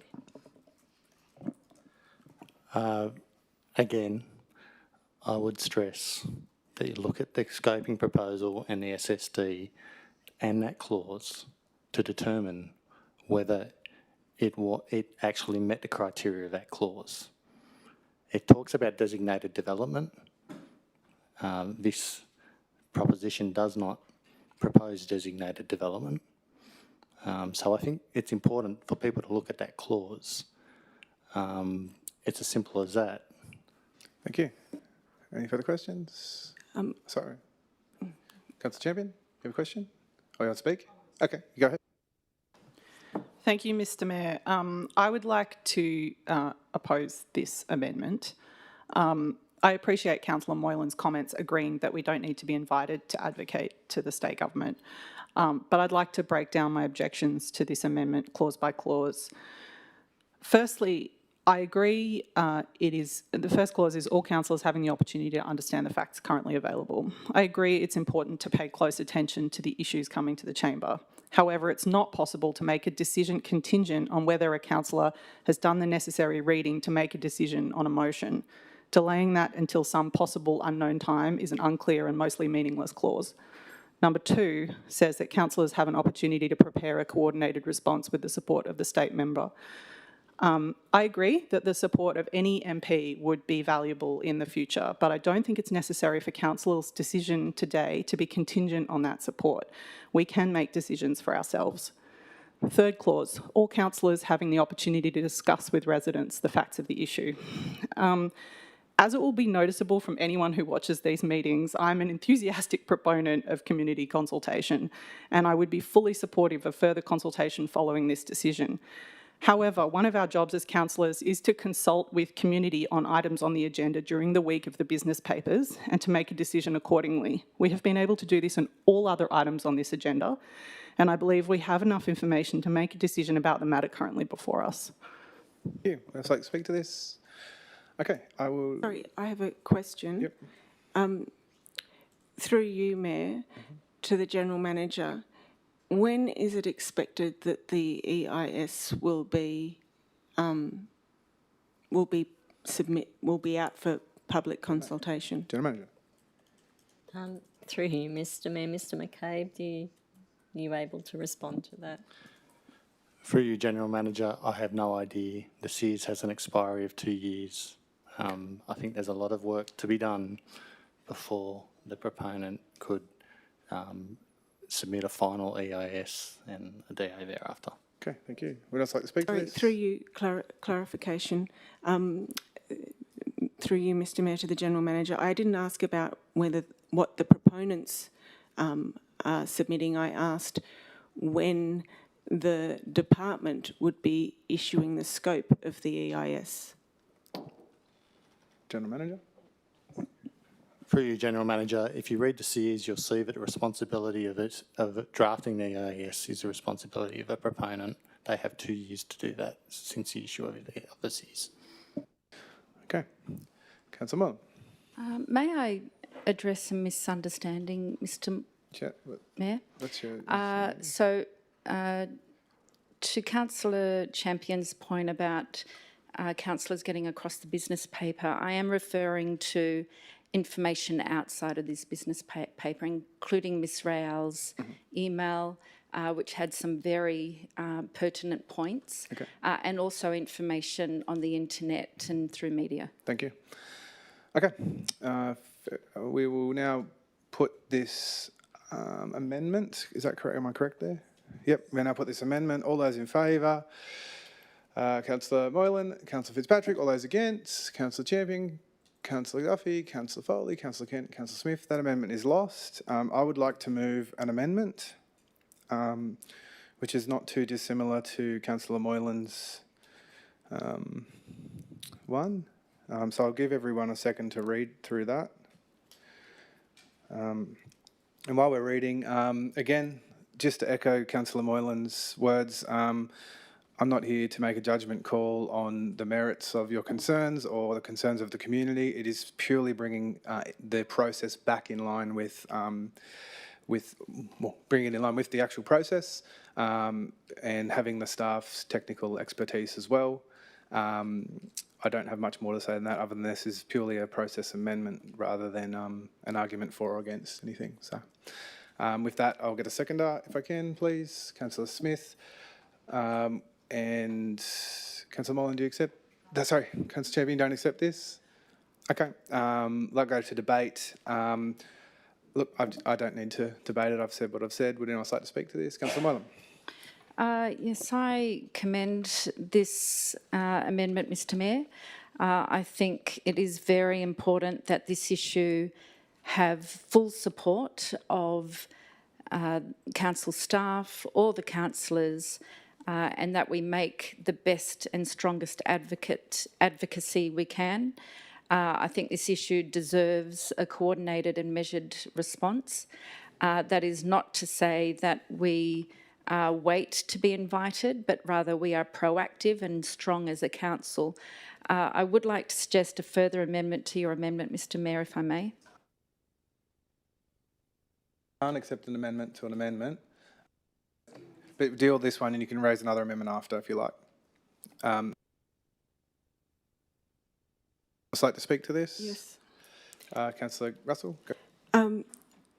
We were told, well, I have been informed anyway, by the former manager strategic outcomes that the Department of Planning expressed to him it would have actually been helpful if Council had sent a clear message before the EIS regarding the Plasrefine proposal. I am quite surprised that Council were not consulted as an authority prior to the issuing of the SEARs. That is highly irregular and it's worthy Council seeking some legal advice and on that particular point, because we want to be making sure that we are still considered an authority, a relevant authority, that we matter, that our infrastructure and quality of life concerns matter, and that if someone has, for whatever reason, accidentally missed a step in that process, that we're not going to let that slip by time and again. I strongly oppose the Mayor's suggestion that we should just wait and see. The advice that we received, learning the lessons of Plasrefine, was that earlier clear communication, the better. So it can only benefit us from adhering to Councillor Champion's initial recommendation that was very reasonable.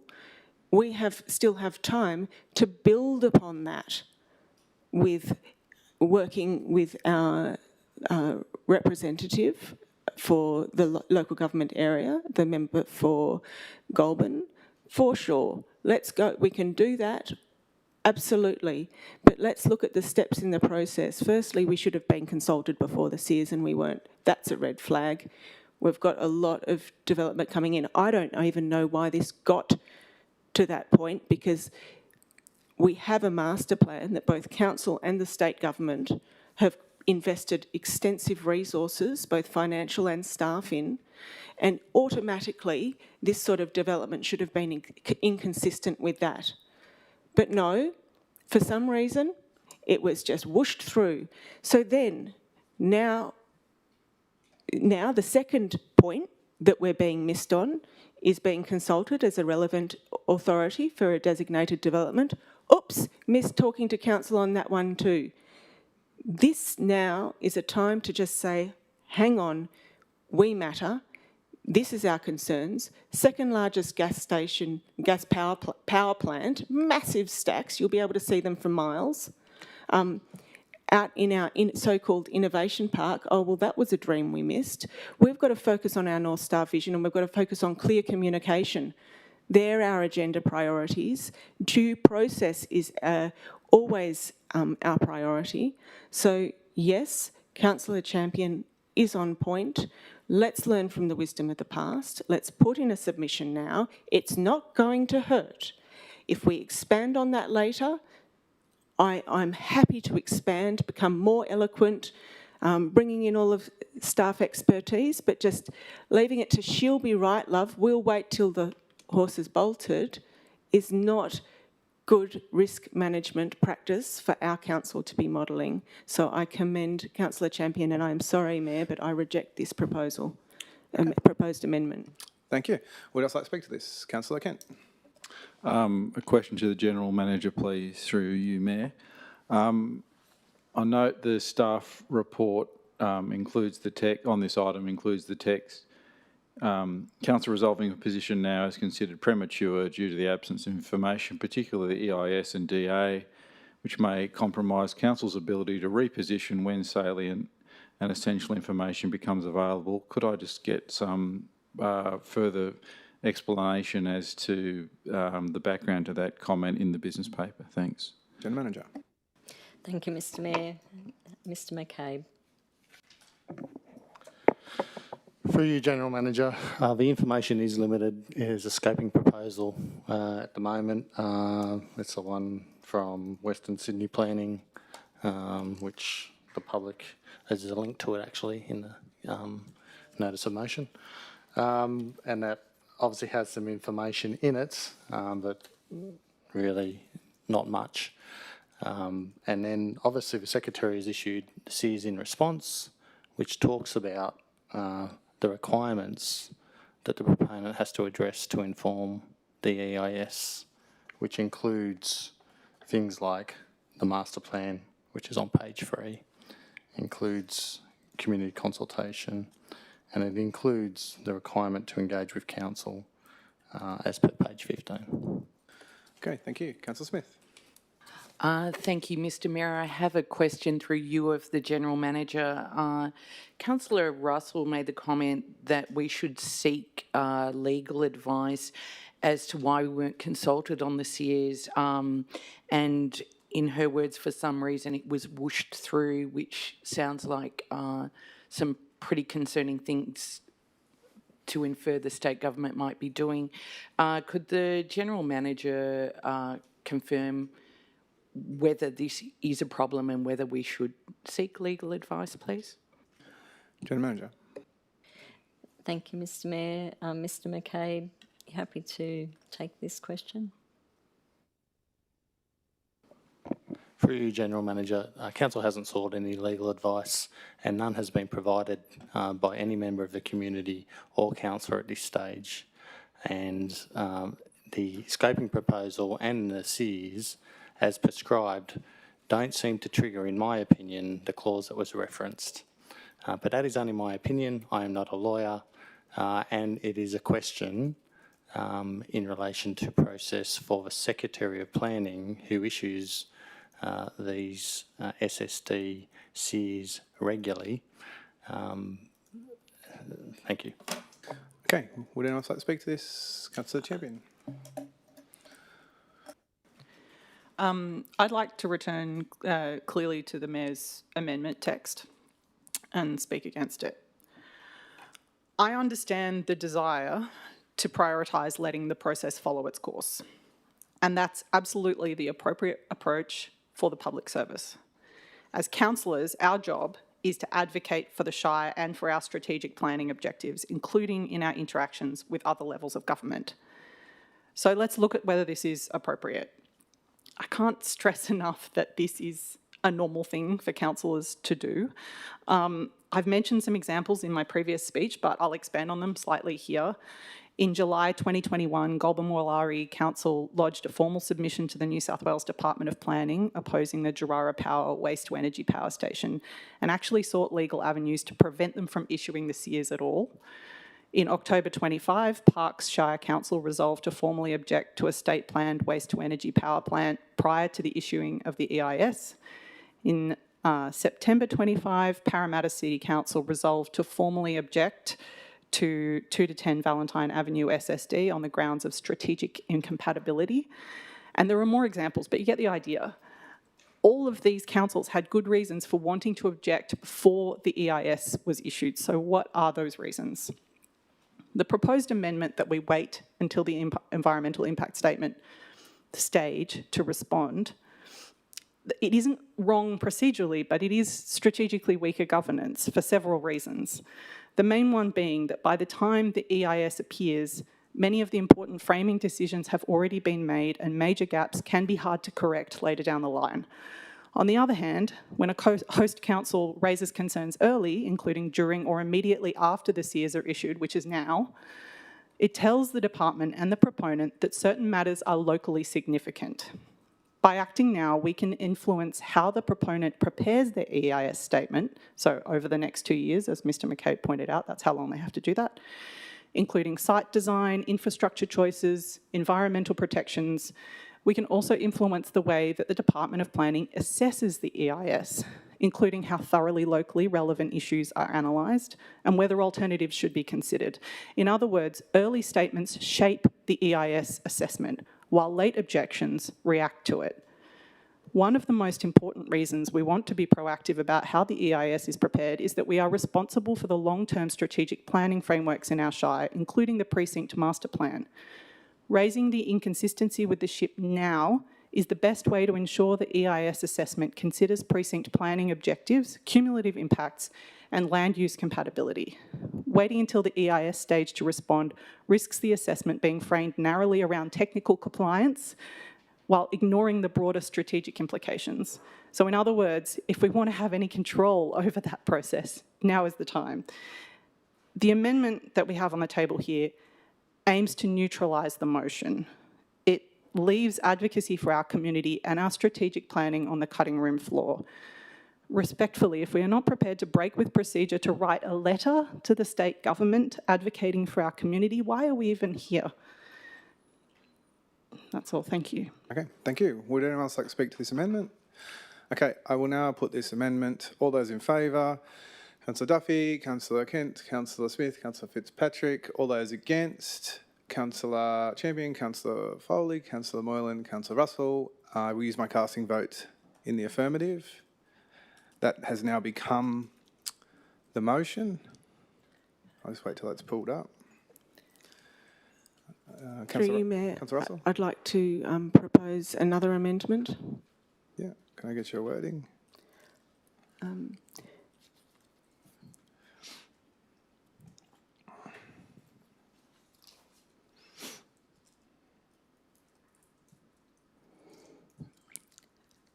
Council, so if we go to the bottom of all of that. Actually, a question before I propose it, through you, Mayor. Procedurally, did you just propose a direct negative, like in cancelling the fact that we're going to write? I don't believe so. Is that a direct my negative? intention is still to write. It's just the timeframes around writing. No, but the proposal was to write early, and you've said no, follow the due process. So is that a direct negative? Governance, do you believe it's a direct negative? No, it's not a direct negative. Okay, so my proposal is that Council direct the General Manager to seek legal advice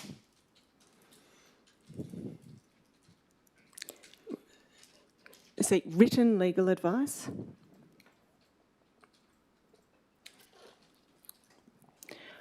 on whether the proposal constitutes, no, sorry, not on whether, on whether council should have been consulted by the department prior to the issuing of the SEARs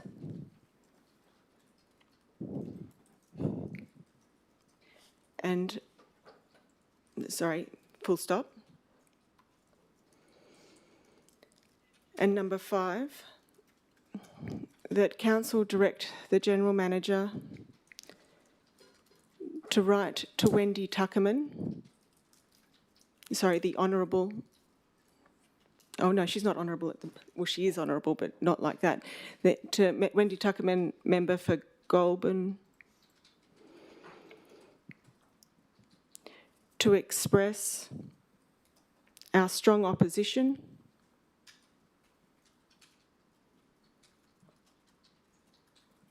to the plan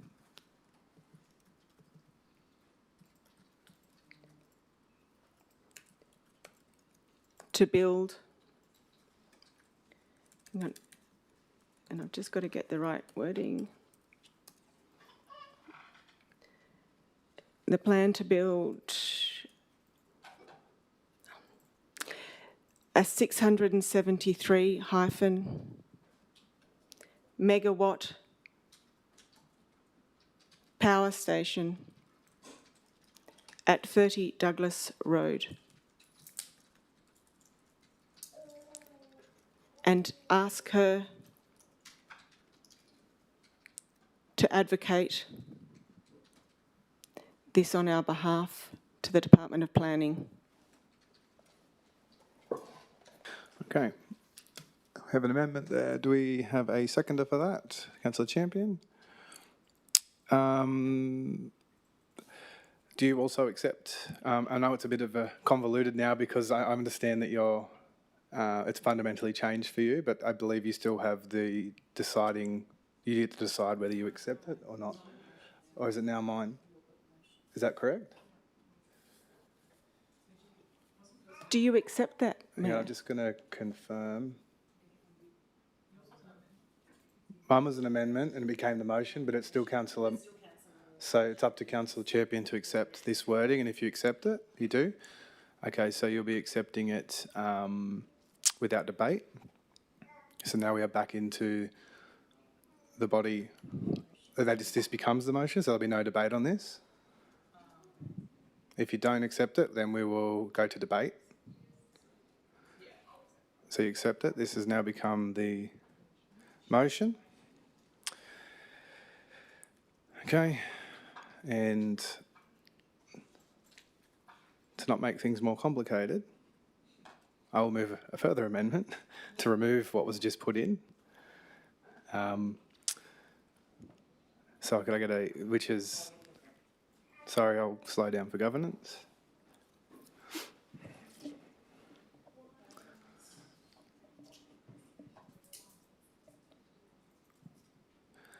Purely to get back to the amendment that I wanted.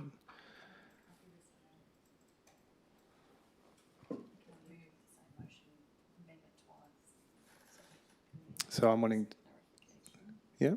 So, Dr. Lidgard, can you please clarify where we're up to and where we can go from here? Thank you. Okay, it's starting to get a little bit messy. So we can't move the same amendment twice. So you've already moved yours. So We're stuck Councillor in another loop. Russell wanted to add this 2 items in. Yep, which has been now accepted As the into motion. the motion. So then there's a further amendment Yeah, to you remove would need those to 2. move something that was not exactly the same as your other amendment. So I can delete the wording and add something else in. Okay, can I delete the wording and add in Councillor Moylan's original clauses? Is that the same as well? Okay. Yep. Yeah, governance just wants to have a look at the procedures here, so we'll procedure motion to have a 5-minute break. Councillor Kent second that. All in favour?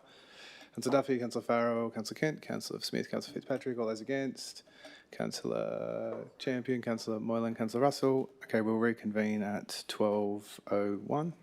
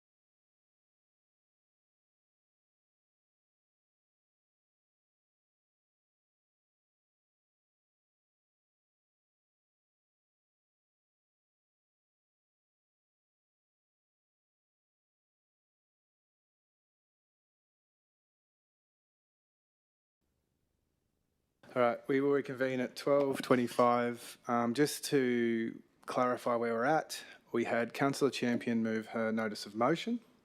I amended that, and that was successful. And I'm just going to ask to bring up the words of that so that people at home can see.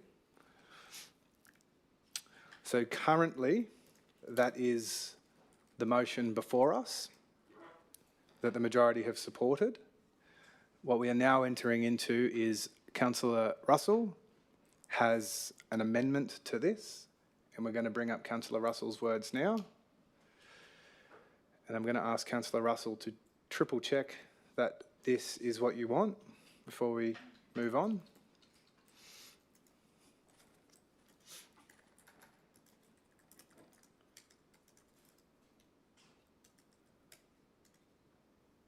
Can we just move it up to maybe go a bit slower? So that Council write to Wendy Tuckerman to affirm its deep concern about an opposition on those grounds. And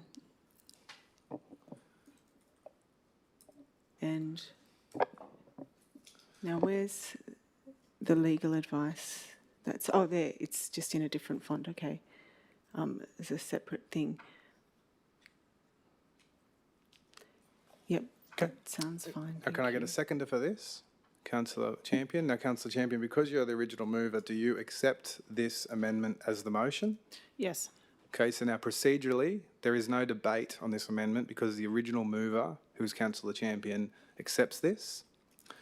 So now this is the body of the motion. So now we just are continuing debate on the motion.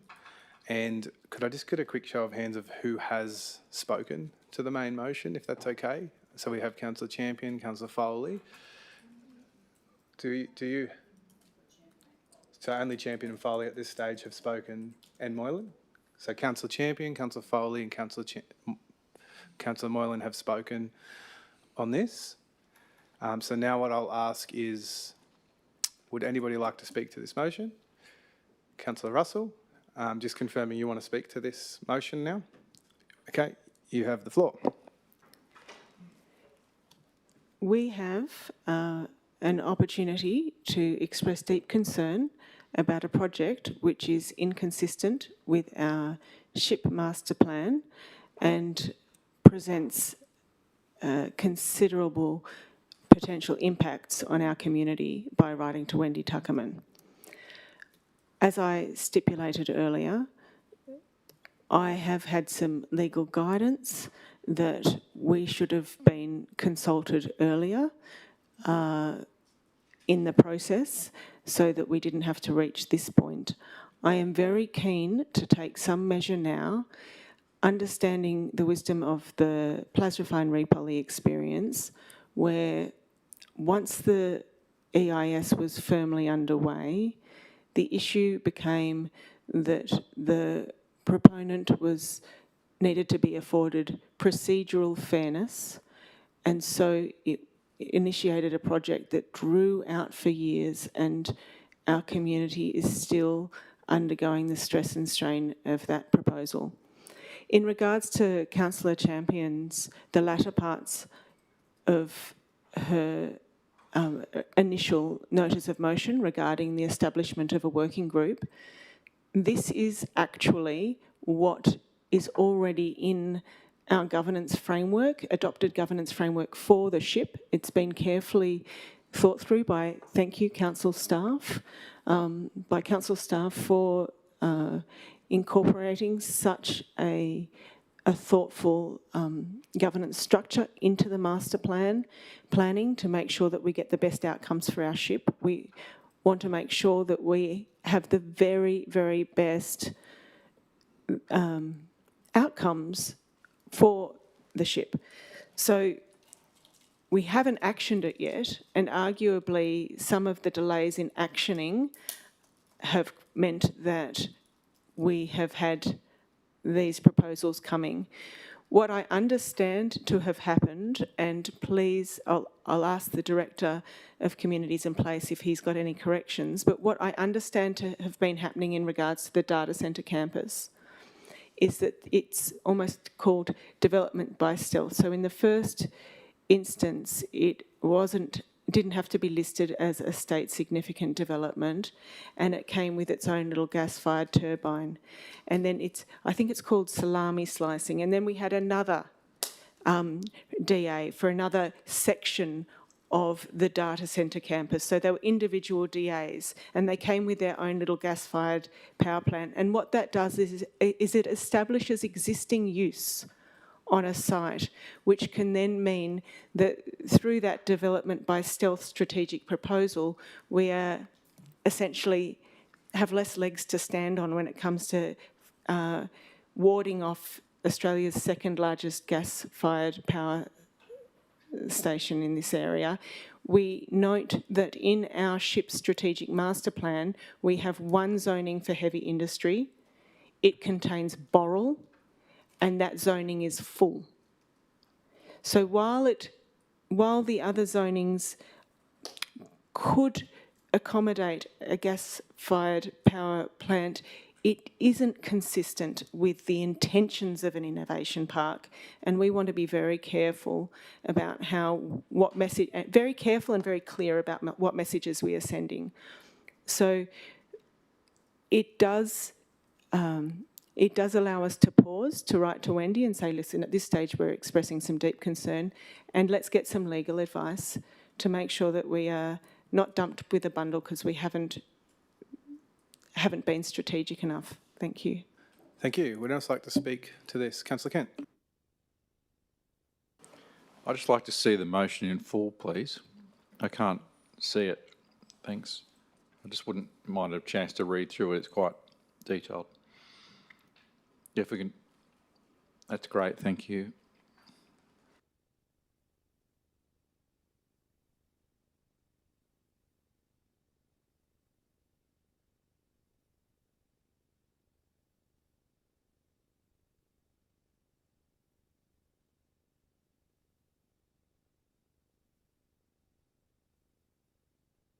Mr Mayor, could we please scroll up so that we can... Sure.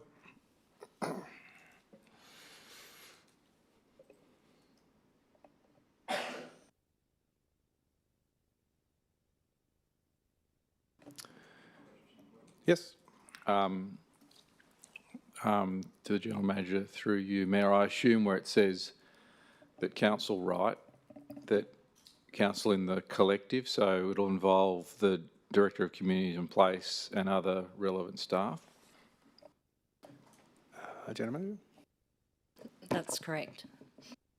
Thank you. Okay. Would anyone else like to speak? I've got a question. It was initially in the initial thing that I had to direct the General Manager to write to Wendy Tuckerman so that council direct. Okay. I don't think we need a... Is that okay to leave governance without a... It had to be, no, in number 2. Yep. Okay. It had to be that council direct the General Manager to write to Wendy Tuckerman. Okay. Thanks. Sweet. Would anyone else like to speak to this? Councillor Kent? Another question, please. To General Manager, through you, Mayor. Could I get some comment on part 2 as it's kind of binding us all in to take certain action? I'd like some comment from the staff about point 2 in particular. General Manager. Through Mr Mayor, Mr McCabe, I'll give you a moment to digest that before you respond. Are you comfortable with me speaking to the motion while he looks at that? Certainly, Mayor. Okay. I'm against this motion. Again, nothing to do with community concern or the original motion or councillors' concerns. I purely want to see EIS DAs so that we can make a sound decision with the Directorate's input into it. That's simply my position on principle of waiting for all the information to be available before we take a position on it. I will go back to General Manager to see if... Thank you, Mr Mayor. Mr McCabe. For you, General Manager, in response to your question, Councillor Kent, number 2A, number 2B, they seem quite factual to me. C, I'm not so confident. Thank you. Okay, would anyone else like to speak to this? I have a question through you, Mr Mayor, to the General Manager. How could that point C be changed to make you confident about it? Is it appropriate for the director to give that advice, councillor? Let's ask governance. Okay. I'll ask General Manager to provide comment. Mr McCabe, do you have any suggestions, being mindful it is the councillor's motion?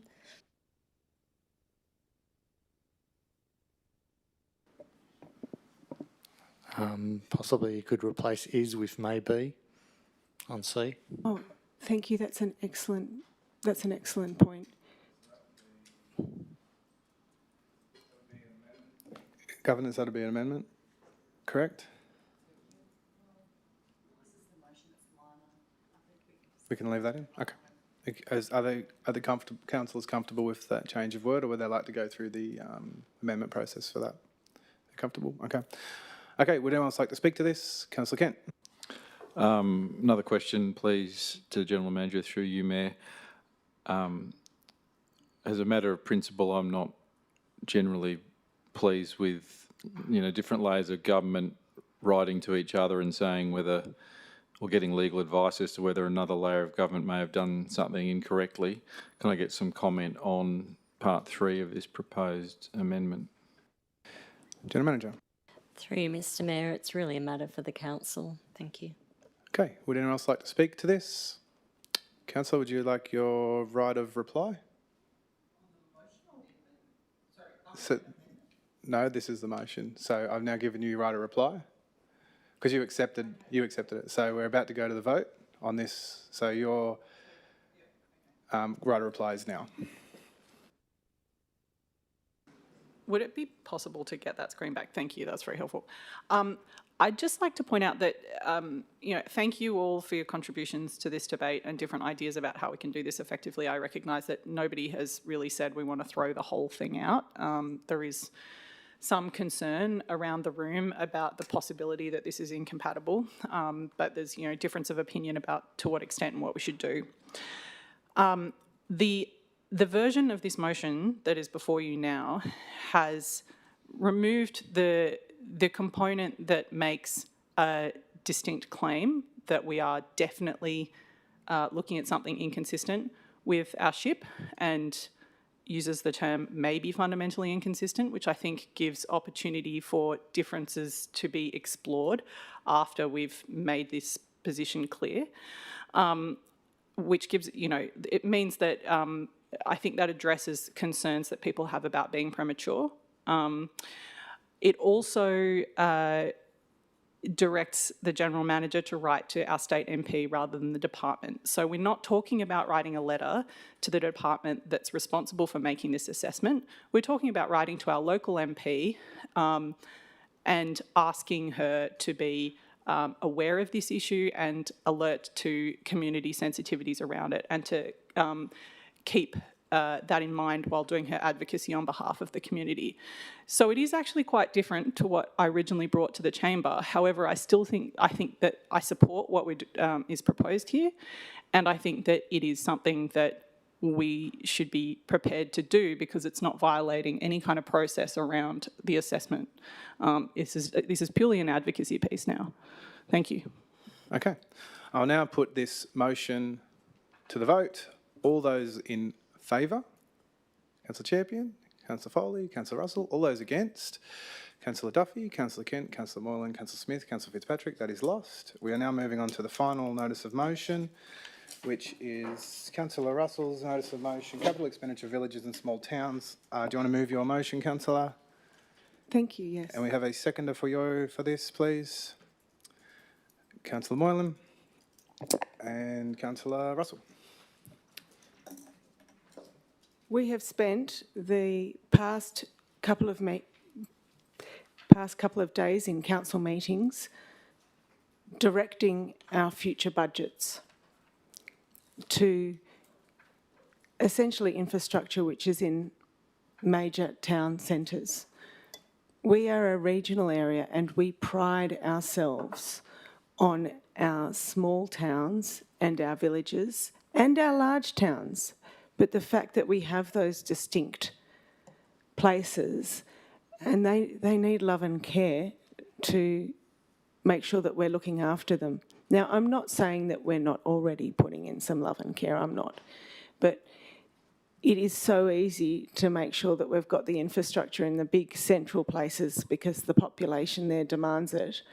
And then our small villages have plans made for them that have never gotten themselves off the shelf. A key example is our pedestrian access and mobility plans, which arguably we could just be putting them in place, and we're taking great steps towards disability inclusion and access in our shire for all ages and all stages.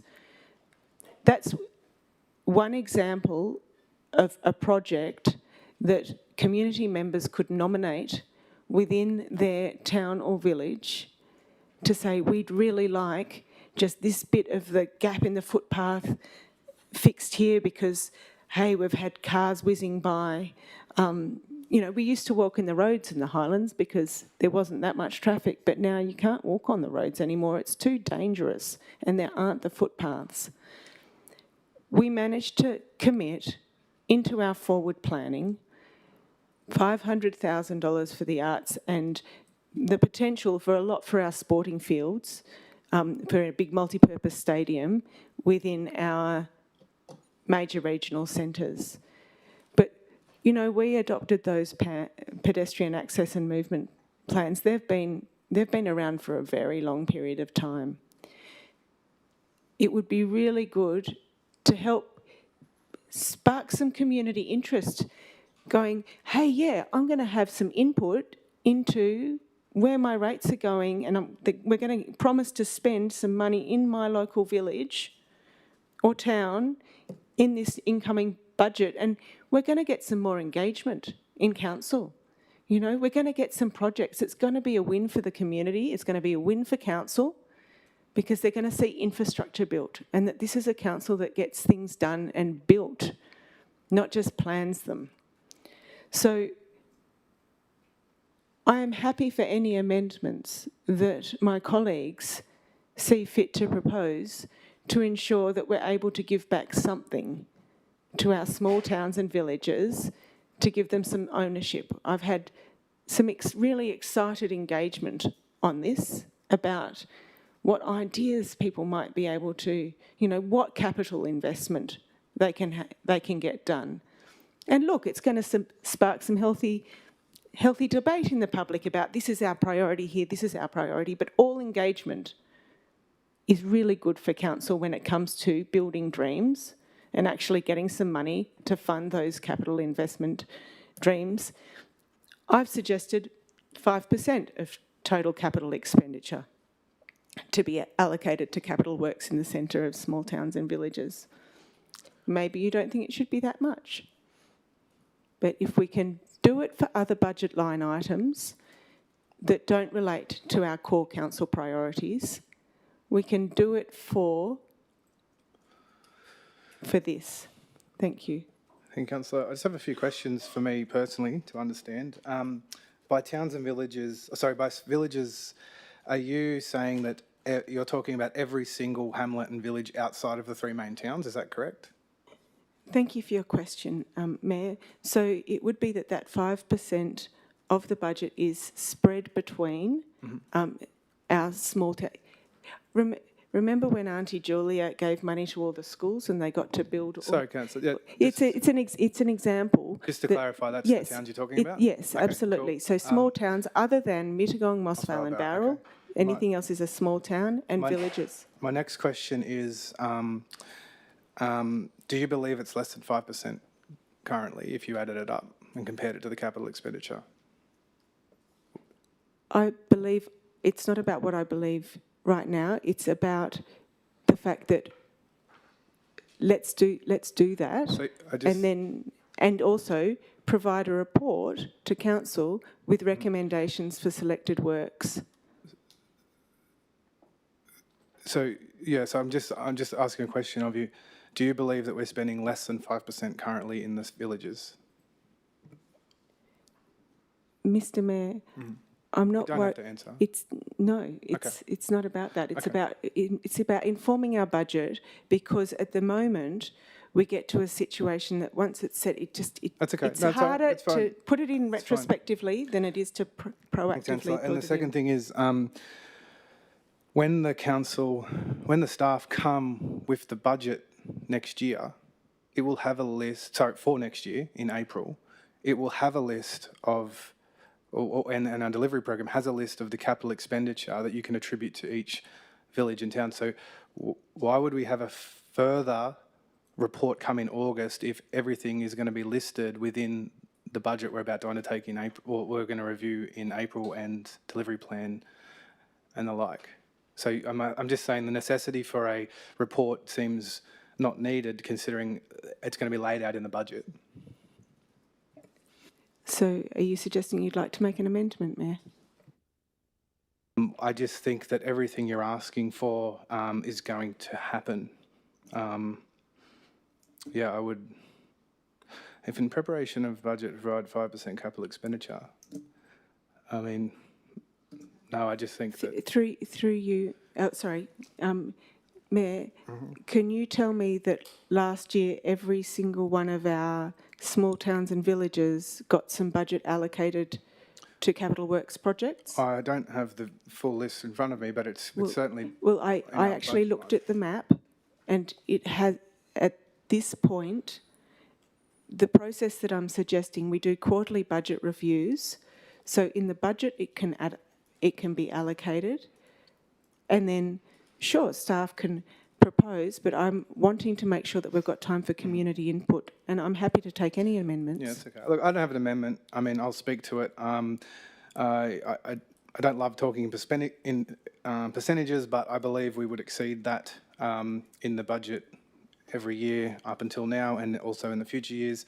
And I don't think bringing a report is good, because it will literally be in the budget delivery program. So I'll be against this. Would anyone else like to speak to this? Councillor Smith. I have a question. Do we have a sense of what percentage of the budget would be? Do you have a sense of this year's budget? Because this one's not formulated yet. So, General Manager, do you have a sense of what percentage of the budget, of the current year's budget, would be to... Yep, through you, Mr Mayor. Mr McAllister, can you please respond to that? Through you, General Manager. Yes, in preparation for the meeting, we have done a crude estimate in regards to the spread of spend across, I guess, two areas. One being the main town centres, so that being Mossvale, Barrel, including Barradoo and Mittagong, and then all areas outside of that. We haven't done it any further. There are some limitations in regards to it, in the sense of how we record and show programs. It's done at a program level, and a program might have 10 or 20 different work locations that are spread across the Shire. So it is a crude estimate. For the 25-26 budget, though, it shows that there is 46% spent within the major town centres, so that's being Mossvale, Barrel, Barradoo and Mittagong, and 54% is spent outside of those areas. Thank you. So, General Manager, just a follow-up question. So, just for clarity around my one, am I wrong or right in saying that it's within our delivery program and budget, and a report would just be pulling out what's existing in there and putting it on a piece of paper? So is that correct thinking? Through you, Mr Mayor. So, yes. So as part of the budget process, we bring together a program. That program is based on the grants, the source funding, based on condition assessments, based on adopted plans and strategies, and based on the funds available. And as the Director said, we then have a program that is a draft that is brought to the Council, that then goes out seeking for endorsement, that then goes out on exhibition. Thank you. Through you, Mr Mayor, a question to the General Manager. In regards to those figures, you're talking about the percentage of total capital expenditure. Was that right, Director? Through you, General Manager. Yes, that was just capital expenditure. Thank you. Through you, Mayor, to the General Manager. Was that in every village? General Manager. Thank you, Mr Mayor. As the Director said, it was a percentage of spend outside of the main towns. So there may be roads that link different areas, so that's not percentage apportioned to each village based on how much of that road might, you know. So as the Director said, it is a crude assessment, but 54% is spent out, was in 25-26, spent outside the 3 main town centres. Okay, would else like to speak to this? Councillor Moylan. Thank you, Mr Mayor. I have an amendment to make. So in point 1,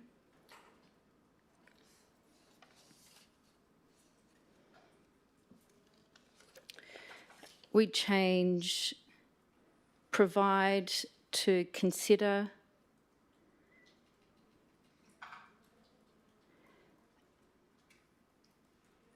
and then delete for at least percent and then 5%, delete that. And then add consider an equitable percentage. And then in front of, after centre, please, add each.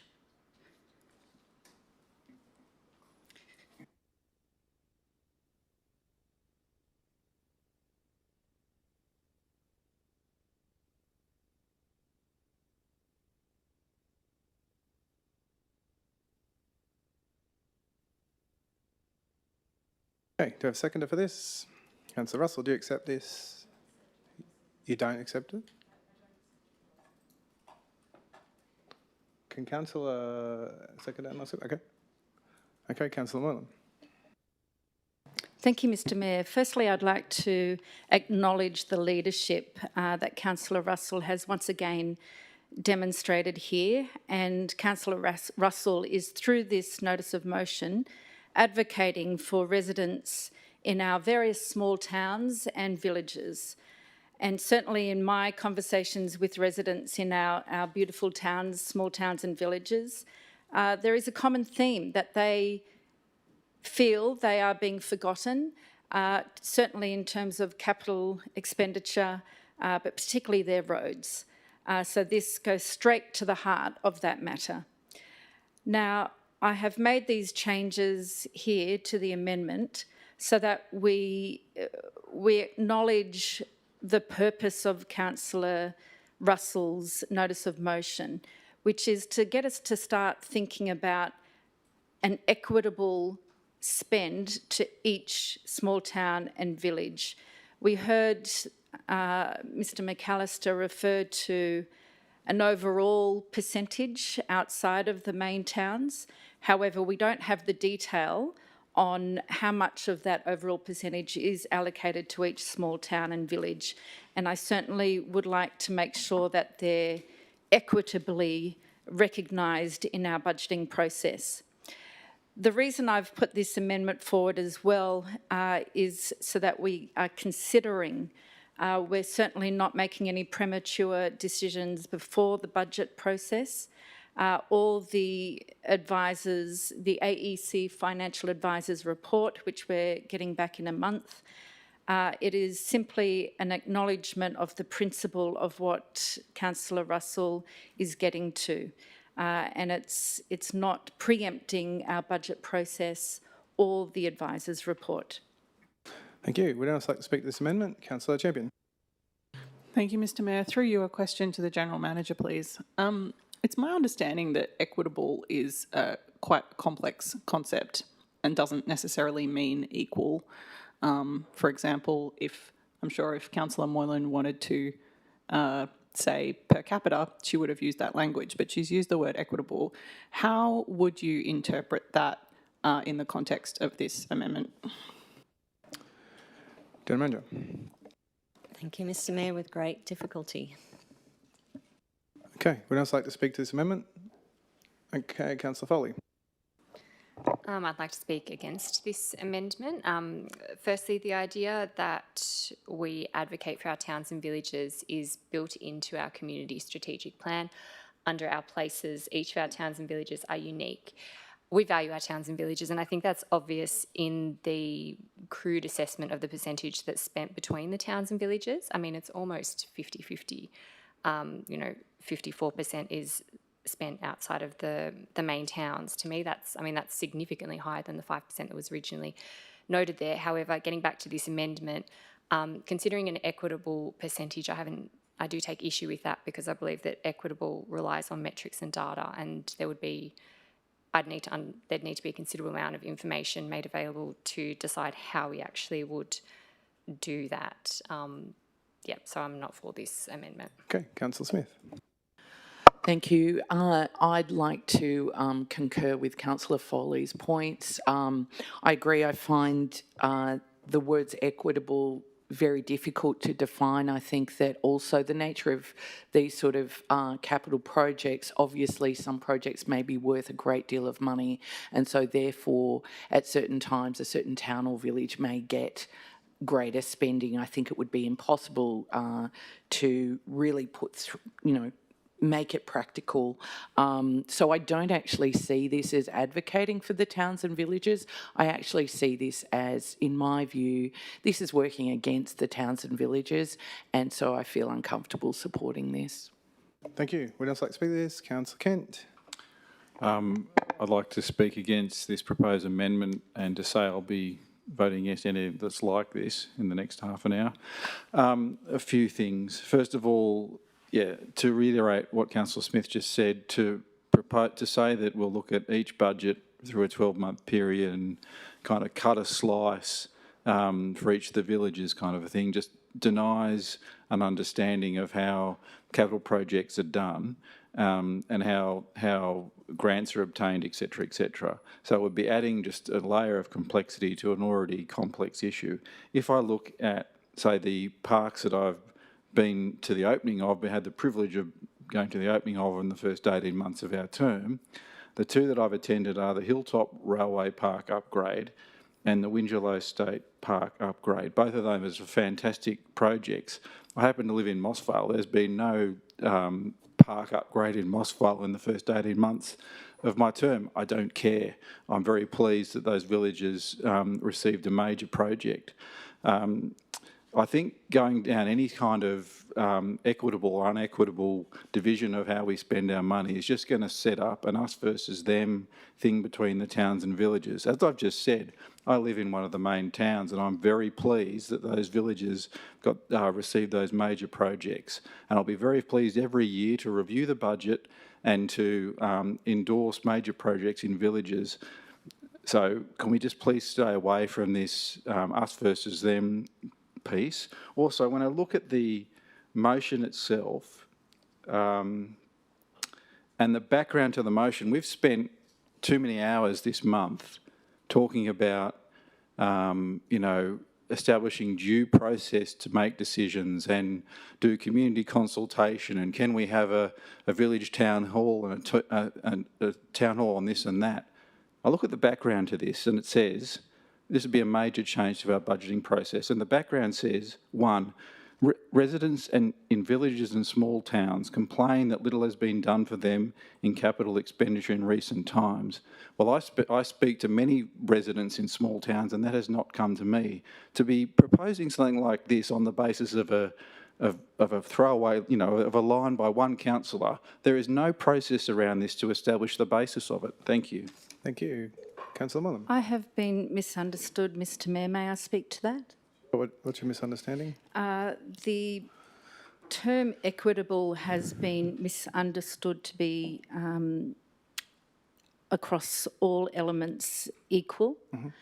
And I'm looking at the Cambridge Dictionary, mm-hmm. which defines equitable as an adjective, mm-hmm. And it says treating everyone fairly. Okay, thank you.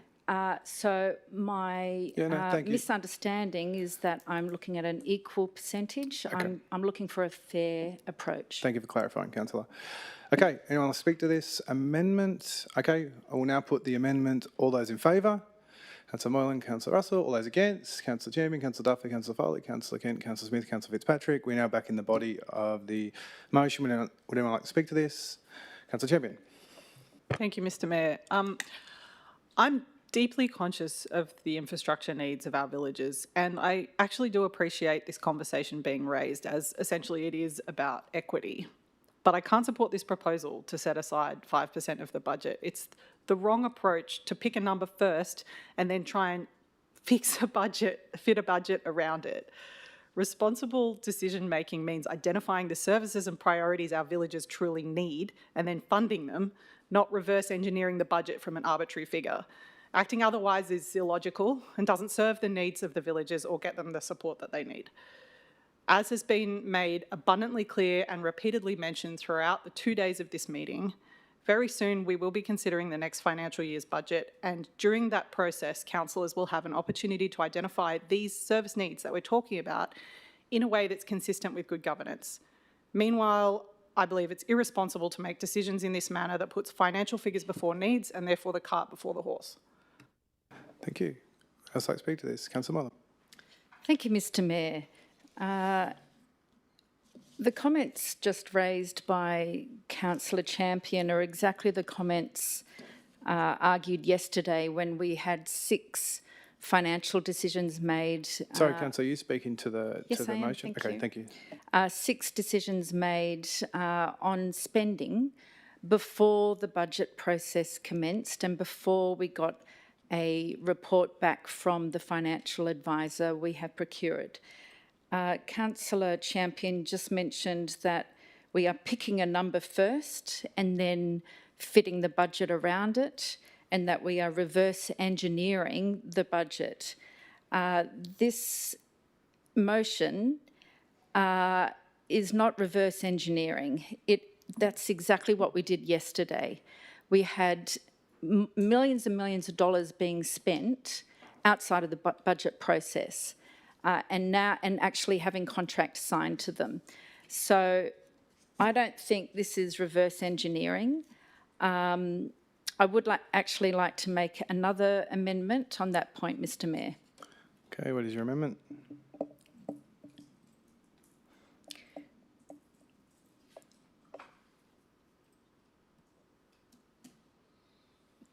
So instead of provide, consider and then a fair allocation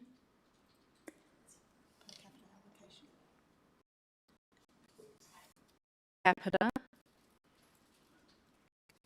and then delete for at least 5%.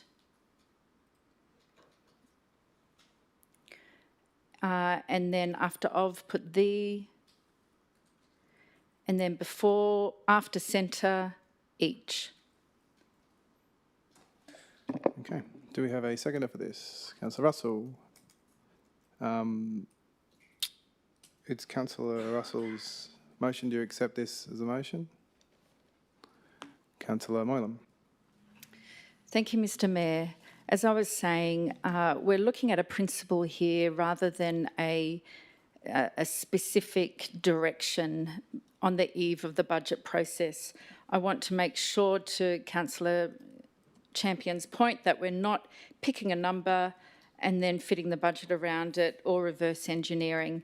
And that's what we did yesterday with our spending spree just before the budget process. So this amendment talks to a principle of fairness and making sure that we respond to the needs of our various small towns and villages, which in my conversations, I regularly meet residents of our small towns and villages, and there definitely is a theme that they feel they are being forgotten and that they're not being fairly treated in terms of their ratepayer money being spent on their needs. Thank you. I'll speak against this amendment because I don't have the numbers in front of me, but I'm fairly confident that 45% of our population live in outside of our major towns. So on this basis, you'd be doing if we're currently spending around 50 or 54%, this would initiate a reduction in spending, in my mind, to the smaller towns and villages. And again, I'll repeat, I believe that about 45% of the community live in the outer villages, and they get and the current expenditure is around 50%. So I won't support a motion that would be almost pushing a less expenditure in the villages. And I was like, I speak to this. Okay, I'll now put this amendment. All those in favour? Councillor Moylan, Councillor Russell, those against? Councillor Champion, Councillor Duffy, Councillor Foley, Councillor Kent, Councillor Smith, Councillor Fitzpatrick. We are now back at the main motion. Would anyone like to speak to this? I'd like to propose an amendment to my motion. Notice of motion, please. Mm-hmm.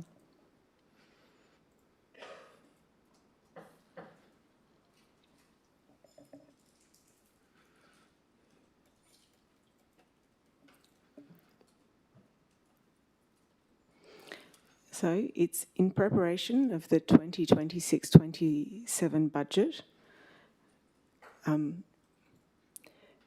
I'll use Councillor Moylan's language. Consider the allowance for one project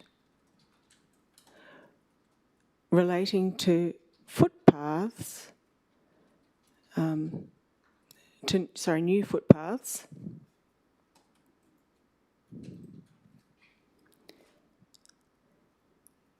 according to identified needs,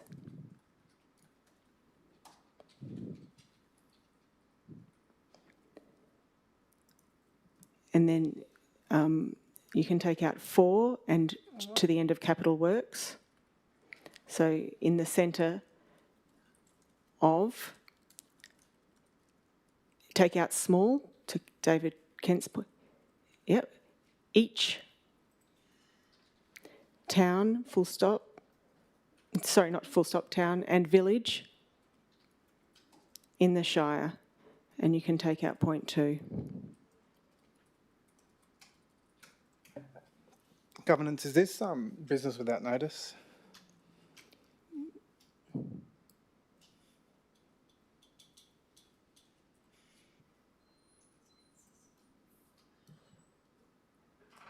I've just, Mr Mayor, I've just taken on board points made by Councillor Kent and Councillor Champion in regards to Sorry, Councillor, I'm just project getting delivery. advice from governance.